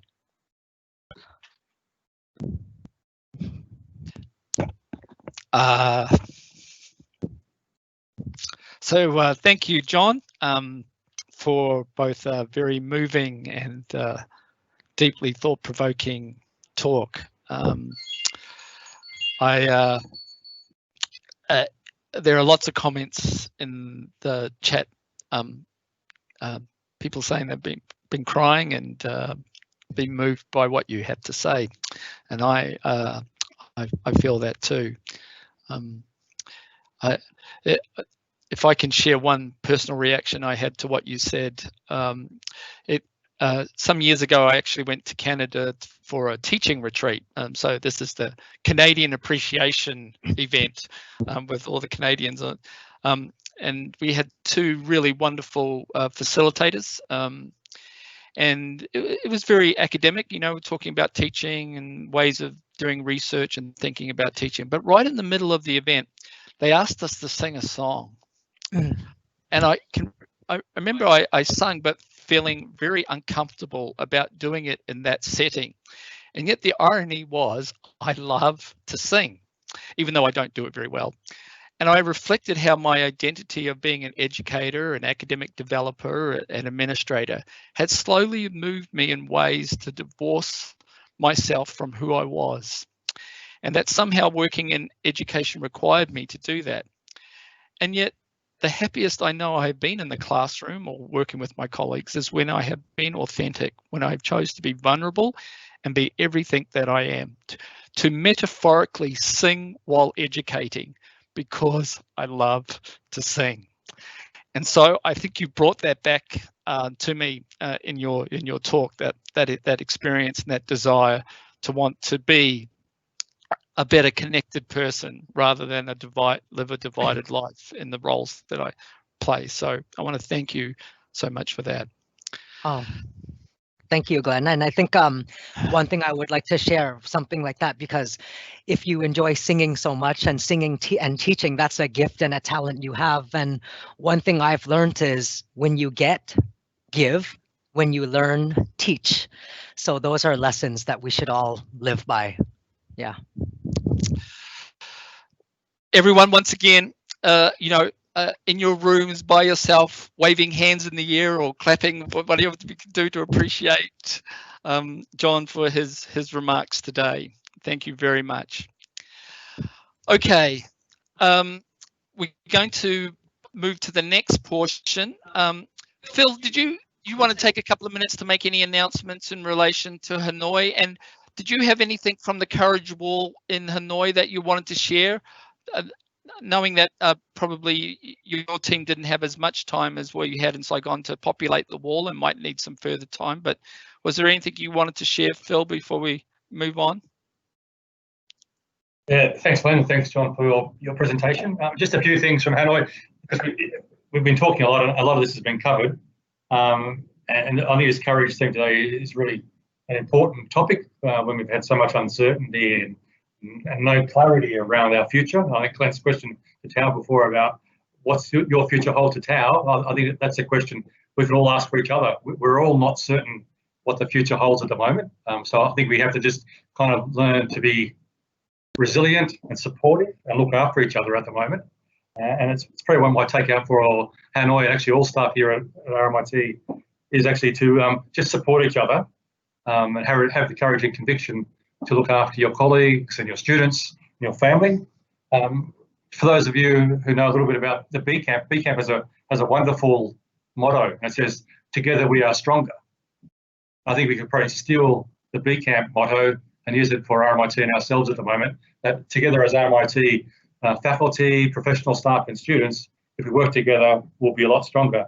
And it doesn't matter if we're from SPM, SCD, CUP, professional staff, we can all just work together and SST colleagues to make our college and our university a lot stronger. And some of this come through on the Courage Wall, like Glenn said, that we have here in Hanoi. And a lot of it was around how we've been supporting each other. We've got some fantastic academic staff who had the courage to fly between Saigon and Hanoi recently to keep teaching. We have Jackie and Dustin, for instance, who have been going down regularly to Saigon and teaching. We've got some wonderful professional staff who have been supporting the academics in both campuses over the last few months. So we've got some really great storage of courage here in the Hanoi campus. I'm sure you have them equally down in Ho Chi Minh City. But I'll stop talking, but really, guys, I think we just need to support each other the next few weeks, months, and possibly a year as we get over this COVID pandemic. We really have a great university. We've got some really great fellowship within our staff and our team members. So really look after each other, support each other, and we can be stronger when we act together. Thanks, guys.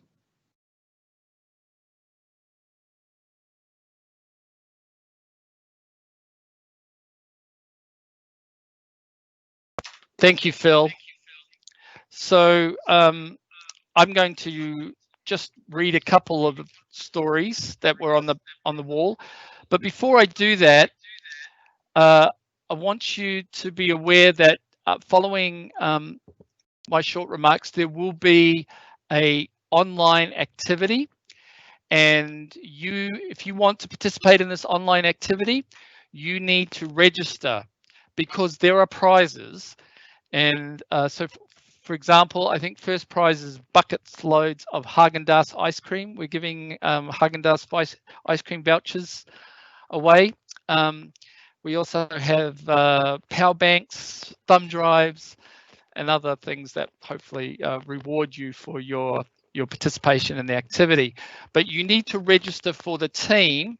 So Ha has posted in the chat a link to 2 documents that you need to complete. So while I'm perhaps sharing my remarks, you can do that. One is a Excel spreadsheet which will assign you to a team, and the next one is a actually we won't. There's a form there, but you can just hold on to that form. They're our facilitators for the game. Dan and Anna, who will be joining us in a second, will give us some instructions. So please go ahead and do that. You should fill that form out. Now, I want to thank those who have posted on the wall. There's some great posts there. I don't have time to read them all, and it's not my intention to do that. You can go to the wall yourself and read some of the stories. But let me just read quickly a couple of ones that have been posted already. One is on Li Vu Yu, and I apologize if I don't always get the Vietnamese name pronunciations properly. He's our manager of residential the manager of residential centre. Vu Yu has been a strong advocate for the students who stay in our campus residencies. During the COVID campus closure, he worked tirelessly to ensure resident students were taken care of. I felt he took it very personally when students were told they needed to move off campus, and went to great lengths to confirm that they had safe and affordable accommodation. He was courageous in ensuring RMIT was accountable to these students, especially given many of them had come from so far to be here at RMIT, and helping these students know that RMIT was there for them. So thank you for that. I'll read perhaps one more. And this is about Alison Wofford, our Senior Manager of Student Success. During COVID, RMIT compiled a list of affected RMIT students so we could attend to them. These were students who, because of demonstrating possible COVID symptoms or had travelled to affected locations or were in contact with people at risk with COVID, were unable to come on campus. If there was one person on campus that knew all of these students, it was Alison. Alison, with the help of her team, knew each student on the list and their stories. While many of us were dealing with the fallout of COVID at a metaphorical arm's length, Alison was courageously up to her elbows in it. By taking the time to be aware of each of these students and to be willing to know their stories, their difficulties and their challenges, Alison opened herself up to their pain and hardship. She emphatically lived with their challenges. Lived with their challenges. The effective list was never just a list of names to Alison. They were students who deserved attention and care. It takes courage to take that on. So thank you. So they're just 2 stories of many that are on the Courage Wall, and I hope you're inspired by them like you've been inspired by the talks that we have had today, and that you take a few moments out of your busy schedule to share your own story of courage or the courage of those around you. Okay, so we're going to move now to the activity that we have planned for you. It's called the puzzle, and I would like to introduce you to Dan and Anna. Dan and Anna, are you there? We sure are. Good morning. Excellent. Now, in this has been a truly international event with people calling in from all over the place. And where are we talking to you, Anna? You're in Sweden, if I understand correctly. Exactly. This is Stockholm calling. It's like something out of Eurovision. We're very happy to be joining you from Sweden this morning. As you can probably tell from my accent, though, I'm slightly more Antipodean. So I'm actually from Australia, and as is my business colleague, Dan, who's sitting here with me today. I'm going to ask what godly hour is it in Sweden right now? It is the gorgeous time of 6:20 in the morning. Well, thank you for getting up so early for us. Yeah. So, Dan and Anna, why don't I turn the time over to you to perhaps introduce what the activity is going to be for us this morning. Absolutely. Thanks, Glenn. And also thank you to everybody for joining. Even though it is this quite early hour, we have been sitting on the line for a little while and had the real pleasure of listening, especially to John speak just now. And so we're going to be continuing on with the program. We're going to be doing something a little bit more fun. However, you are going to need to think about all of the things that you've been listening to today. I consider that you've probably had the best pep talk of all time. And so you should be feeling incredibly inspired, and we're expecting some people to be able to break our time records today. If you haven't had enough of a pep talk, there of course is ice cream as the prize. And if that's not enough of an incentive, I don't know what is. So we are going to have to ask you to be courageous, because in this part you're going to be transitioning from something that might have been slightly more passive, in the sense that you've had the luxury, I guess, of sitting here and listening to some incredible speakers, but without having to contribute all that much except via the chat. Now you're going to actually have to start and be a little bit more active and engaged. So we've got something for you which is called the puzzle. It's a team game. And at the moment, I think that we're just getting you all to sign up. And so I'll just, I think that Ha will be assisting me with that, just letting me know if you're all into your teams. But I'm just going to get started, and I'm going to share my presentation with you so that you can get a sense of what you're doing today. Hopefully you know absolutely nothing about what you're going to be doing. That's how we prefer it. As I said, we are from a company called the 100-Point Challenge, and this is the puzzle. It's going to take us approximately an hour, maybe slightly more, to get through our agenda today. First of all, we're going to have a little meet your team exercise. So you're going to, soon I'm going to give you some instructions about navigating into your individual team channels. And then you're going to complete a short little activity with them. Then I'd like you to come back to this live call, just so firstly we can check that everything is working okay, and secondly so we can test how time conscious you academics are, because we do need you to stick to time today. We're going to be relying on you to come back to the live call at the time that we ask you to do so. We're then going to give you about 40 minutes for this activity called the puzzle. And as I said, it is incentivized. There's some fantastic prizes up. So we ask you to bring your best endeavors whilst you're engaging with this. And then, of course, you're going to want to know what you got right and what you got wrong. And more importantly, who is the winning team. So we'll spend some time at the end going through that together. OK, just with respect to logistics and a few things to keep in mind. So you should be receiving, or at least signing up for, via the forms which are in the chat, a number which was going to correspond to a private channel in Teams. This is going to be your team space whilst you're completing the puzzle. Once we start the clock on the activity, so as I mentioned, you're going to have 40 minutes. You should navigate there and then meet your team. It's important that you come back on time. I can't stress this enough, but we are going to be relying on you. We can't pull you back into the main session. So please, once I give you an instruction around the time that you should be coming back to join us, please do so. Firstly, because if you don't come back in time after the first activity, you will miss all of the instructions about how to win the game, which is going to put you on the back foot. And also because you will be missing out on part of the activity. So just really bear that in mind. Okay, a few things to think about with your team for today.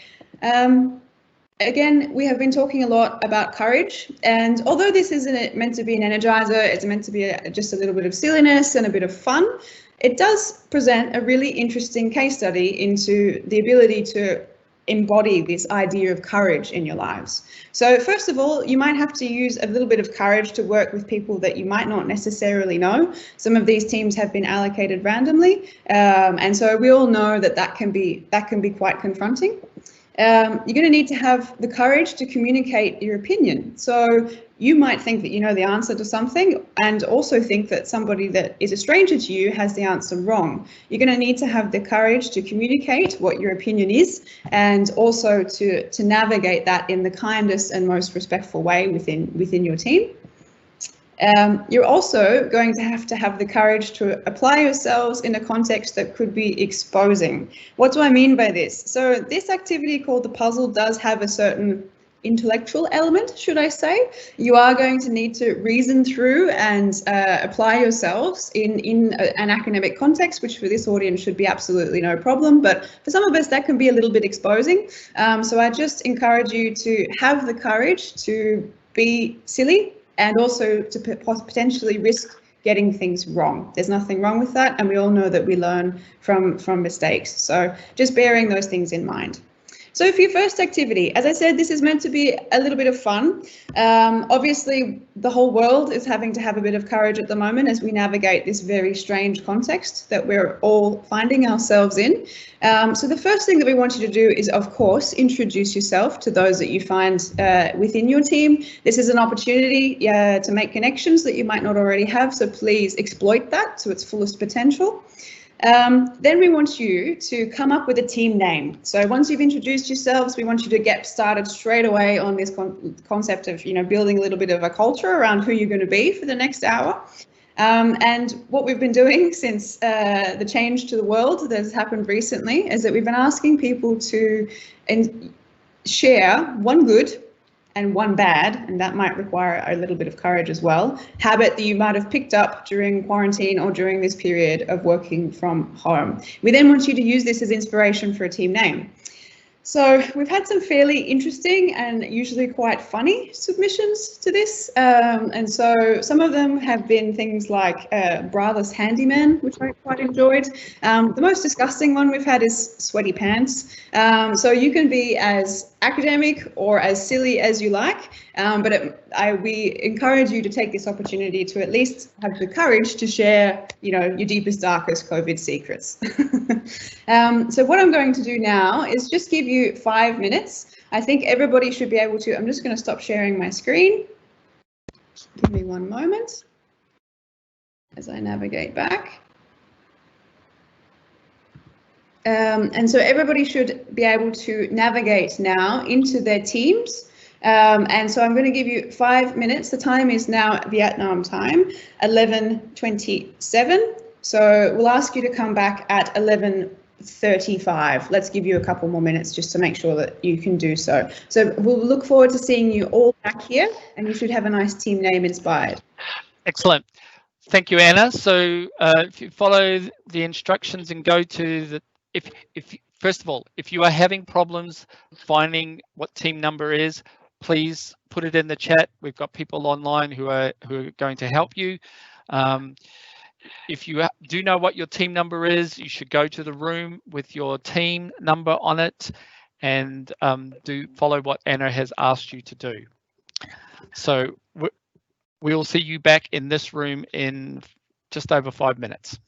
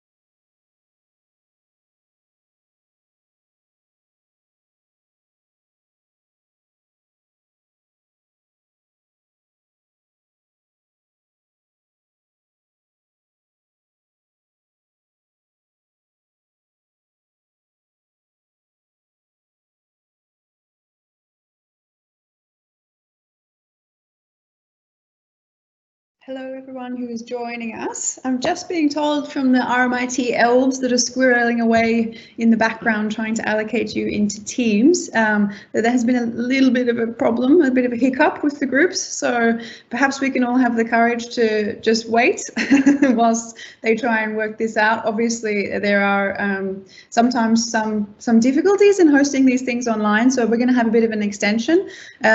Just hang tight and we'll be here. And let you know as soon as everything is ready to proceed. Thank you.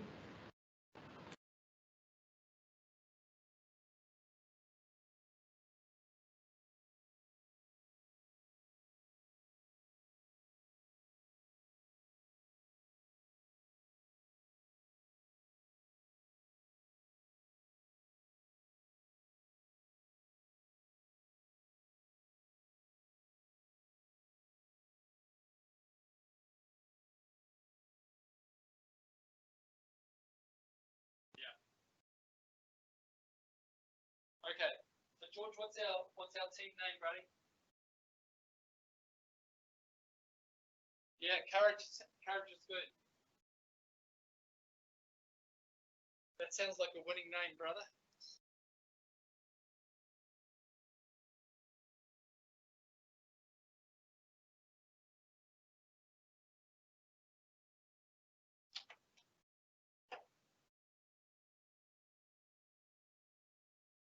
Yep.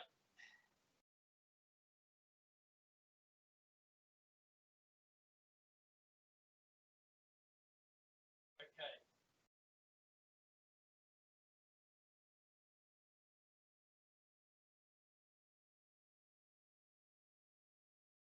So at least you and I know how to get in. So we've got 2 people. So why don't we go back to the main session, and you know how to get back into 2 when they give us the activity. Okay.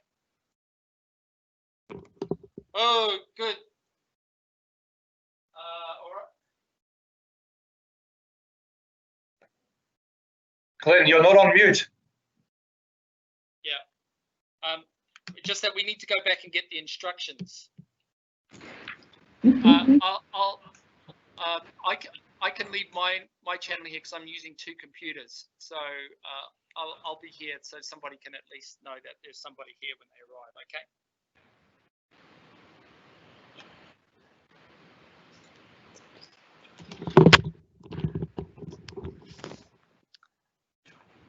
Hi Anna. So Hello. appreciate your patience. We are getting there slowly. Not a problem. You weren't on mute just then, so everybody knows that you're in a team, so that's a good start. Sorry.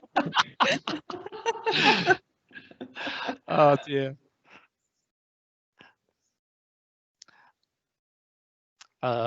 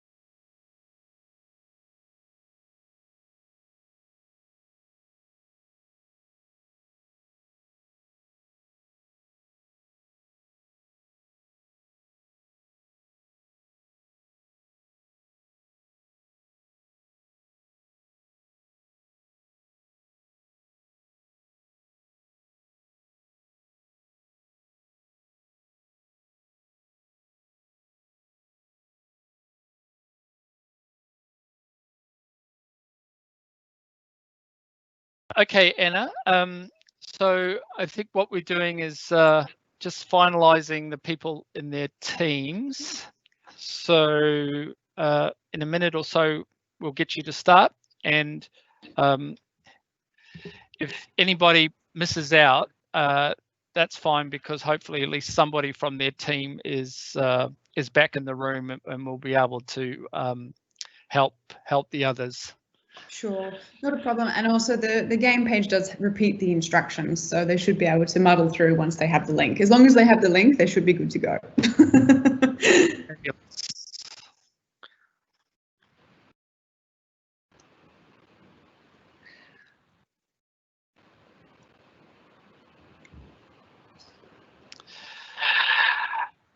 So appreciate your patience, everyone. The puzzle is not how to get into your team's room. The puzzle is something else, but it's the first test that we're giving you. So Anna, I'll turn the time over to you to perhaps take us through the instructions. Absolutely. All right, welcome back everybody. So I'm just going to share my desktop again and give you some instructions. These instructions are repeated on the link that my lovely colleague Dan is going to drop into the chat. He's also going to give you a very not secure password. So if you do have any teammates that join you after this, you can just ask them to quickly read the instructions, but it's pretty straightforward. So introducing this activity called the puzzle. What is the aim of the game? Of course, it's to win that ice cream, but how do you do that? So what you need to do is solve 10 individual puzzle pieces and the overall master puzzle question, which is, what did the fourth say? You need to do this as quickly as possible. So we are going to be competing for time. We will give you a maximum amount of time that you will be able to complete, but obviously the winner will be whoever does all of this correctly the fastest. So all of the information that you need, including these 10 puzzle pieces and this puzzle question, are located on a web page, which I'm going to give you access to in a few minutes. The reason why we haven't given you access to it yet is because people get distracted, and so we want you to listen to what we have to say. So there is some strategy in terms of how you can approach the puzzle. We normally recommend that you split up the puzzle pieces amongst your team and that you help each other if and when you get stuck. This is a particularly good strategy if you have a few people that are in your team. It looks like some teams are possibly a little bit smaller, in which case, although it does look like most have about 4 on there, in which case you may want to go through these all together, but just be aware that sometimes that can mean there's too many leaders in the room. So this is up to you. As I said, it is time-based, so you need to think about what's going to be the fastest method. The rules, of course, it's a competition, so there are some rules. As we said, the team that solves all 10 puzzle pieces and the overall puzzle correctly first wins. We have a 40-minute time limit, so that's the maximum amount of time you have to complete this. You can ask for the answer to up to 3 of the 10 puzzle pieces. However, be aware this carries a very hefty time penalty of plus 10 minutes. The way that you would ask for the answer to these is that you just need to message us privately in a chat, so either Dan or myself or one of the administrators who's been helping out, and we will give you that and record your time penalty. Make sure that you give us your team name so that we know who it is that we're awarding, or your team number, my apologies. You can give us your name as well. Hopefully you have a fantastic name after that first activity. So this will function like a handicap, and it is pretty hefty. So you're going to need to figure out whether it's going to be worth your while to sit there and try and figure out one of these puzzle pieces, or if you're better off, you've got everything else, incurring a time penalty and hoping you're still the fastest. And we have had some very, they think, clever people ask us if they can ask for the answer to the master puzzle. That would be no fun, and no, you can't. So it's only the puzzle pieces that you can ask for an answer to. As I said, you'll need to do that in a private chat. If you have any issues, we will get to you as quickly as we can. The wonderful thing about this game is that you can use absolutely anything to solve, and in fact we encourage you to use all sorts of different things. If you want to try and break it, please be our guest, use Google. It's meant to be robust enough that it can withstand even Google's algorithms. So how to submit your answers, it's all fairly intuitive, but there's a big turquoise button on the page that says submit your answers. So once you have solved all of your puzzle pieces, or if your time is about to run out, you need to navigate to this button. We only need 1 person from each team to do so, so you'll need to nominate a team chief who's going to do this for you. The answers to each of these puzzles should be either a number or a word. Okay, so it should be a number or a word, and then you're going to have to enter the answer to what did the fourth say. And as I said, you only need 1 person to do this. So you probably have a few, but before we get going, let's just get a little bit energized, I think, and hear from this incredible voice. Ladies and gentlemen, let's get ready to rumble! Hopefully everybody enjoyed that. I will stop sharing my screen, and unless there's any burning questions that we need to deal with initially, everybody should be able now to navigate to their teams. I think we have 4 people in their teams, and so my colleague Dan is just about to drop into the chat, and he has just dropped one link which you should be able to click through to and then put in that very high-tech password. That should take you to a web page where you will see all of the pieces contained. This is all the information that you need. And so I think, Glenn, can you just let me know on timing? Should I still give everybody 40 minutes to complete, or did you want to see if these people are incredibly smart and give them a little bit less time? If you don't mind staying online, we'll take the 40 minutes. We'll Absolutely. need every minute. We'll probably need every single second possible. So now is almost 10 minutes to 12 Vietnam time, and so you're going to have 40 minutes, which means you need to be back on this call by, and need to have your answers submitted by 12:30. Okay, good luck everybody, and may the best team win. Go, go, go, go, go! Go.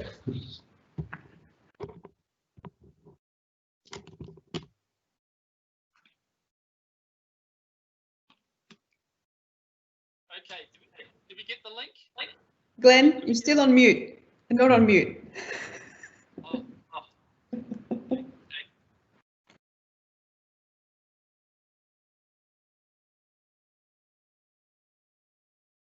Can somebody copy the link?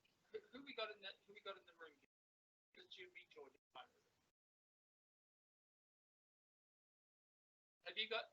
Are you any of you in the large room? You've got the link.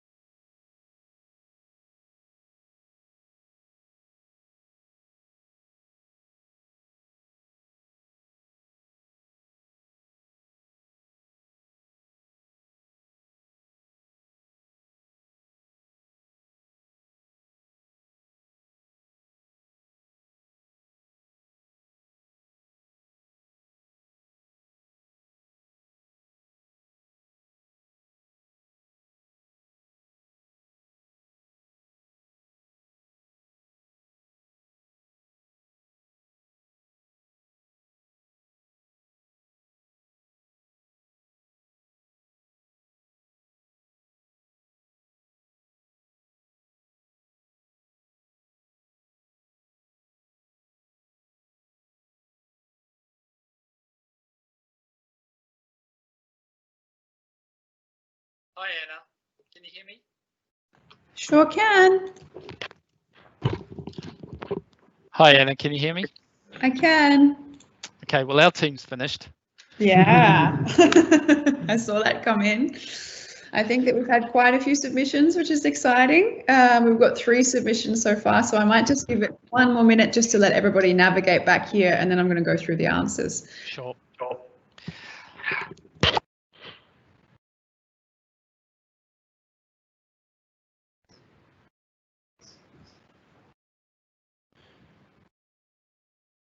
Glenn, we were hoping that you were going to leave your mic on so that we could hear the inner workings of your team.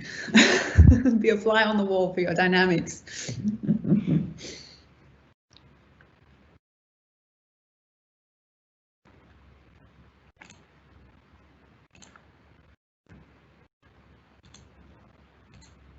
So Anna, you need to let them know that if my team wins, I had no inside knowledge. You didn't share with me the puzzle beforehand. No problems. There's no conflict of interest.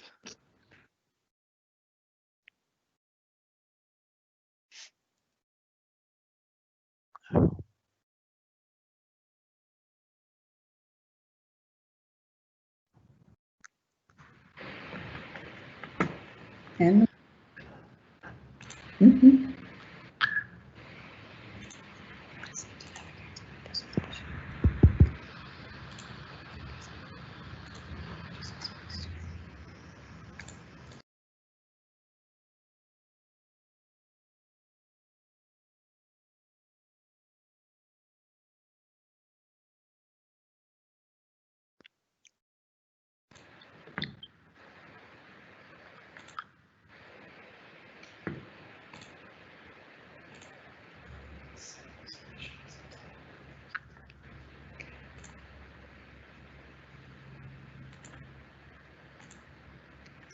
all right, everybody, I think that we are going to go ahead. We've had 7 submissions, so there's a few that are still coming in. However, please let us know. We'd still love to see them, and so you never know, you might still make it in, so please do send in your submissions. Congratulations, everybody, you did it. Well done. Hopefully that wasn't too stressful. So I'm going to go through the answers now. So, in terms of the answer to puzzle number 1, this one had to ask you about some very cute puppies, and we did get most people getting this answer correct. So you do have to logic it out. The clue is in the wording of the question. We did get some people get it wrong though, and the answer we were looking for was 7 puppies. Often people say 11, but it is actually 7 because they each have 1 brother puppy. So this next one was a bit of a riddle. Again, most people managed to get this one. We did get a few submissions which were around the tooth fairy, for example. Oh, bummer. We were wanting you to be specific, but it was a fairy that we were asking for. So that is that one. This is another little riddle for puzzle number 3. Most people get this one correct. It's something that we have a lot of here in Sweden. The answer was, of course, snow. This one, again, sometimes people get a little bit confused with puzzle number 4. I think that the reference to Lord of the Rings sometimes throws people and they think, oh, is it hobbits? What is it? But we were asking for Gimlis or dwarves. So well done. And we do take both types of spelling on this one. So if you spelt it differently with a V there, that's okay. We will still have given you the points. This next one, I'm really sorry. My colleague Dan is responsible for this question, and I think that it annoys a lot of people. Basically, this is the one where you need to tell us the relationship between R and G. This is how you can riddle it out line by line. However, it's probably easier to show you here, and this is the family tree, and we do ask you to be as specific as possible. So sometimes we get the answer siblings, which is technically correct, but it's not specific enough. What we wanted was brothers, and we did have quite a few people manage to get this answer correct. By puzzle number 5, you might have realized that there seems to be a little bit of an internal logic to some of these answers. Maybe you hadn't tweaked to it yet, but certainly once you start getting a few more, you might have started realizing that they needed to be put together. This puzzle number 6, I think, is a reasonably straightforward code sequence, and it looks like everybody who submitted got this one right. And so basically the number corresponded to the letter of the alphabet that you should be using, and so therefore you ended up with white. This one, all those crossword fans out there, if you managed to solve, you would have ended up with these 4 letters, which of course spell the word tail. Puzzle number 8. We did have some people incur a time penalty because they did not want to try and figure out what puzzle number 8 was. This is one of our trickier ones. It does tend to be the puzzle that slows people down. So you need to think of a word that's similar to grin. It has 3 letters that are the same, 2 consonants and a vowel, but it's more similar to frown in the sense that it's negative. And so once you work through the possible answers that you have, you need to double the last consonant and then turn an adjective grim, which is similar to grin, but it's more like a frown upside down, and turn it into a noun, as in Grimm, the brothers Grimm. So by this point, you probably are starting to see an internal logic. This puzzle number 9 is usually pretty straightforward, unless of course you're colorblind. I'm not sure if you can be orange, blue colorblind, but hopefully you were all able to see that there were 4 little Nemos hiding in this puzzle. And then this last puzzle, of course, is a reference to the Braille alphabet. And if you had just quickly done a Google search, you would have been able to look that up and spell this word chapter. So you would have ended up with these 10 pieces. And as I said, there probably was starting to emerge a bit of a logic here. We did give you some indication of how you could group them together to make them make even more sense. So it was this 2-2-4-2 formation. And the answer to that would have been Fairy Tale, Brothers Grimm, Snow White, 7 Dwarfs, and Chapter 4. So then you're left with this last master puzzle. What did the 4th say? And following that logic, you would have been able to go to page 1 of chapter 4, where the 4th dwarf in Snow White and the 7 Dwarfs, which is of course a fairy tale by the Brothers Grimm, said, "Who has been eating my vegetables?" And I think that most teams managed to get this answer. Some teams even managed to get the answer without getting all of the puzzle pieces correct, which I think is incredibly impressive. So well done to you. This is of course freely available. No, we don't expect that you all have Snow White and the 7 Dwarfs in your home, although some of you might, of course. You can find it either in video form, or also you can just find the free text. It's been around for long enough. So that is the answer to the master puzzle. So now for the more exciting part, we just need a little bit of a drum roll here. There is ice cream on the line, so it's high stakes game today. So coming in glorious number 3 was team number 2, Courage, very aptly named, with 38 minutes. Congratulations, very impressive.